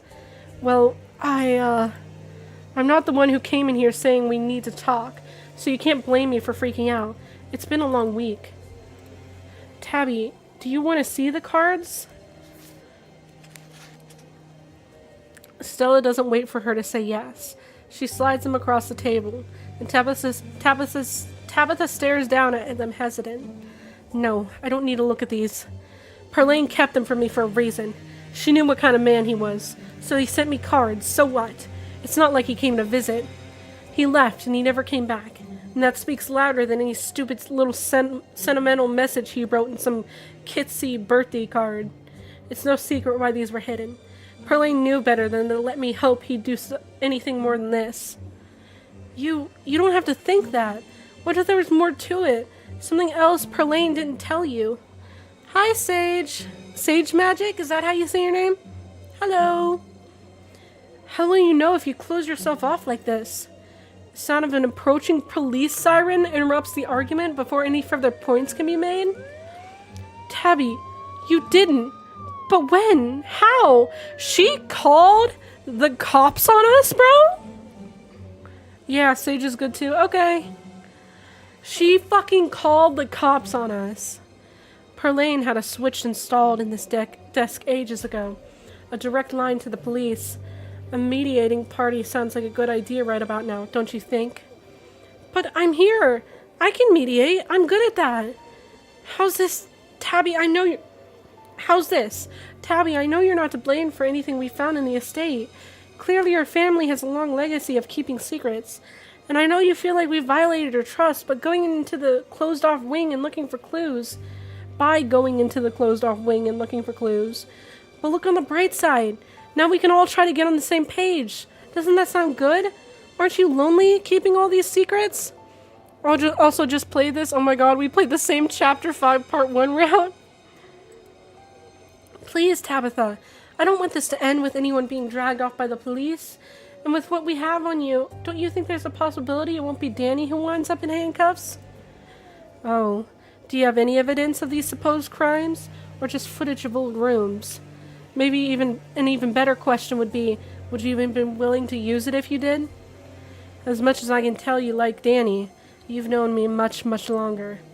I doubt you'd ultimately be willing to turn in an old friend like me. I don't think Danny is capable of that much persuasion. Tabitha pisses me off, bro. I remember when I first played this, someone in my chat, I don't think they watch anymore, but they were like, oh man, I love Tabitha. You should try and befriend Tabitha. Like, she's actually really sweet and really nice, and you should befriend Tabitha. And I was like, okay. And now... Ugh.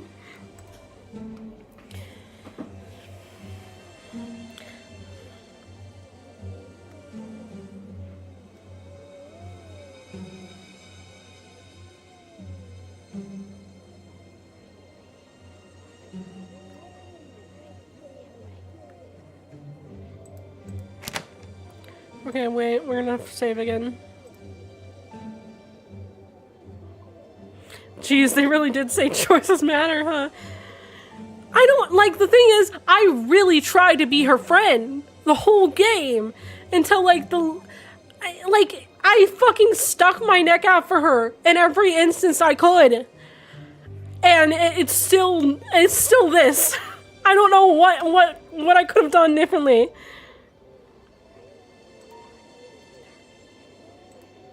Don't you try that emotional manipulation bullshit on me. You think I don't know a freeloader when I see one? I came here for you? Oh yeah, not the free lunch, I doubt it. So did I? And Stella's on your side? Wait, Stella, there's a time where Stella isn't on your side? I've been romancing her. So I don't know. Tabby, you can't just act like everyone who's helping you is some master manipulator. Stella, quiet. Tabitha sighs, a certainty settling over her. Oh, I didn't romance her? Oh, maybe... I don't know. I don't know what I did differently that... Maybe it is the romance? I don't know. I do wish I could be honest, you know. Or really, I wish honesty would do anything. But it's not going to keep the minds running. It's not going to fix the things that are actually broken around here. Because that's what the Scarlets do at the end of the day.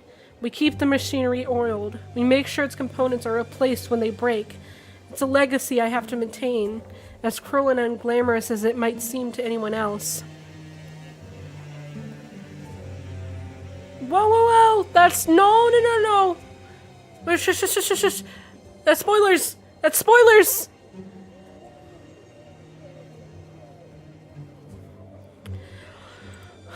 And I'll keep shouldering that burden alone for as long as I have to.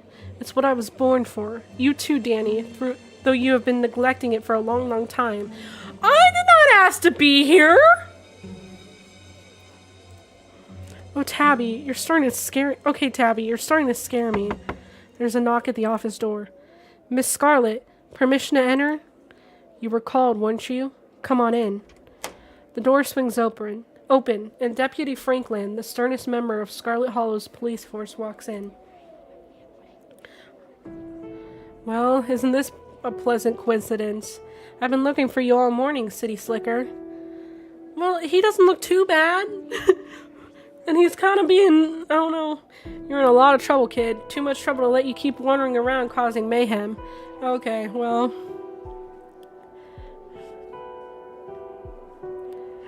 You're good. We try to stay as spoiler-free as possible. The box doesn't have crackers. So you were already planning to take my cousin in then? As a matter of fact, I was. Wait, what? Why is he stuttering too? I was. Yes, Miss Scarlet. See, there have been all these problems around town lately and I don't need any explanation. Go ahead, be my guest. I want an explanation. What could you possibly arresting Danny for? Stella, don't interfere. You and I can talk after Danny joins the deputy. Oh my god, I can't talk. Talk? Without her? Really? You're handing out your last living relative over, no objections? You won't have me fired for abuse of power or anything? Wow, so he's not even like fully wanting to do this. He's like, he's not even like, he's like, hey, like, aren't you gonna object? Are you gonna say anything about your last living relative? Like, no, I think some time under lock and key will do my cousin some good. Now, if you could take care of this outside, Miss Richmond and I would appreciate it.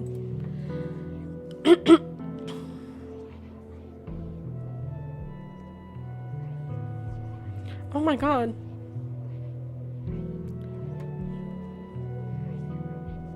Ooh. Do you think Stella will back me up? I don't want to drag her into it, but do you think she'll back me up?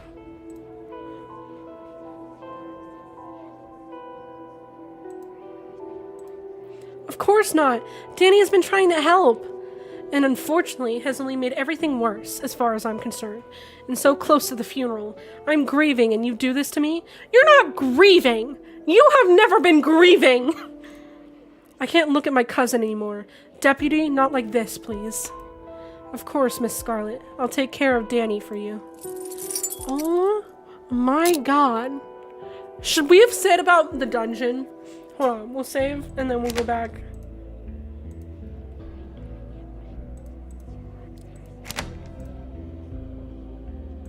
Okay. Do you see what I've been dealing with, officer? Oh yeah, she's just gonna make me look like a crazy person. But it's true, I saw it too. Miss Richmond, I'm afraid I've watched too many of your videos to count you as credible witness. I've seen the kind of theories you threw out there. Oh my god! You're an entertainer, not an investigator. Oh my, so there's like, is there anything I can do to get out of this? It's something I could get you for, which means I'm perfectly justified to put you on 48-hour hold. It sounds like Miss Scarlet has her own ideas as to what exactly the charges should be, but there will be charges. You hear that, Danny? You're at my mercy. So you'd better be on your best behavior. I don't want to hear that you gave the deputy a hard time. I fucking hate Tabitha! Oh my god! Is there nothing? Is there nothing? Are you really going to do this to me? Which is what makes this betrayal of yours hurt so much more. My betrayal? My betrayal!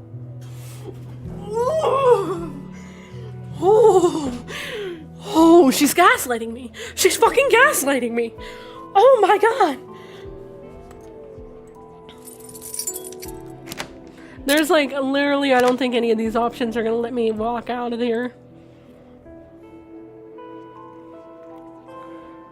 I'm not doing this one.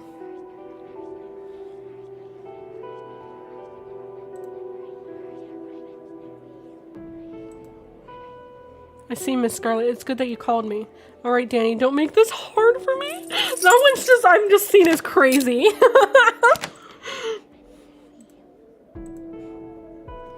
What if I just remain silent? You say nothing. You can't gaslight me, woman. I'm too autistic and detail-orientated. I'm FNAF 2 Foxy Jumping Tabitha. I didn't even say anything. Don't make this hard for me, kid. I didn't even say anything. Whips out his handcuffs, more than a little gleeful as he uses some smooth police academy motion to lock them around your wrists. Shut the fuck up, bro. Piss, bro. Alright, as you're dragged from the office, Stella calls out to you one last time. It's okay, Danny. Me and Tabby are gonna work this out. Then we'll come get you, and everything will be okay. I promise. They're all in a cult. Tabitha leads it. Burn the town down. You know what? That doesn't sound too far off. Officer Franklin drags you from the office and towards the squad car, tossing you into the back seat and slamming the door. As you're shoved into the car, a voice crackles over the radio. Franklin, pick up already. We ain't got all day, boy. Apologies, Sheriff. I was just apprehending Danny, as discussed over the radio. That's nice and all, but we need you up here at the farms pronto. Got ourselves a possible 187 brewing. 10-4. Damn, this day just keeps getting crazier. Suppose you'll have to come along for the ride, miss. Oh my god. I'm guessing that whatever is happening at the farms is gonna get him killed and I can get out.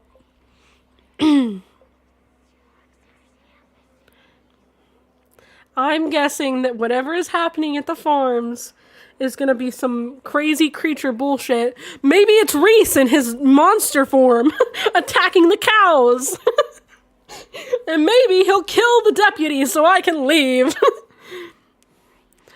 It's okay, Danny. See, the police guy is just going to a nice farm upstate. Yeah, he'll be happy there. He'll be happy there. Alright, we're gonna stop here, okay? Apparently we're being arrested. For what? I don't fucking know. You can't even say that I broke into her house because she invited me into her house and that is still a part of her house. She can't specifically say that that is breaking and entering when that is a part of her house. Also, she better not fucking hurt Stella. I mean, I know they used to date and they were really good friends, so I'm really hoping that that will never happen. But goddamn if she touches Stella in there alone with a fucking shotgun. Yeah, you technically live there, don't you? Yeah, technically, it's also my house. I'm related to her. It's not, so technically I don't live there because I was invited here. I live somewhere else and I was called here to, for the funeral of my aunt. But technically, she still invited me into the house to live there temporarily.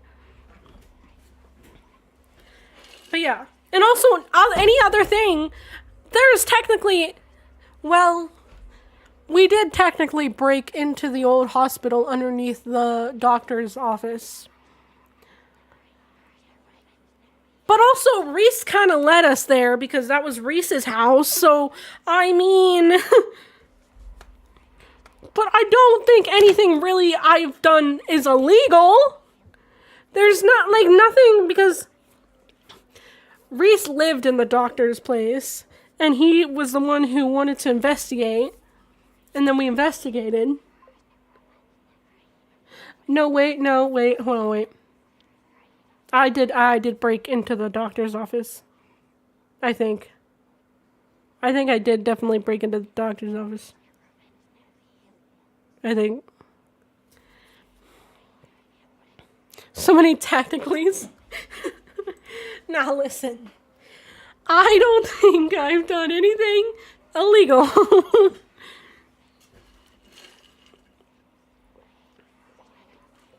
Anyway, this is where we're going to end off for tonight. I went actually a little bit longer than I usually do. But that's because it's Scarlet Hollow and I love this game. And also, if you guys didn't know, Scarlet Hollow was made by the same people who made the princess, what's the fucking name of the game? Oh my god. What's the name of the game? Slay the Princess. Oh my god. They're the same people who made Slay the Princess. I couldn't remember the name. So yeah. Yeah. But I started playing Scarlet Hollow before I played Slay the Princess. So I have more attachment to this one. But yeah, I'm going to end it here. I hope you guys enjoyed. We're going to continue this tomorrow, definitely. Watch this be like right at the end of part 1. And I don't know, so I'm just ending it. And then we're going to go to the next stream. And it's just going to be like right after this sentence. It's like, this is the end of part 1. Look out for part 2 in February 20th. Alright. I will see y'all guys in the next stream. Goodbye.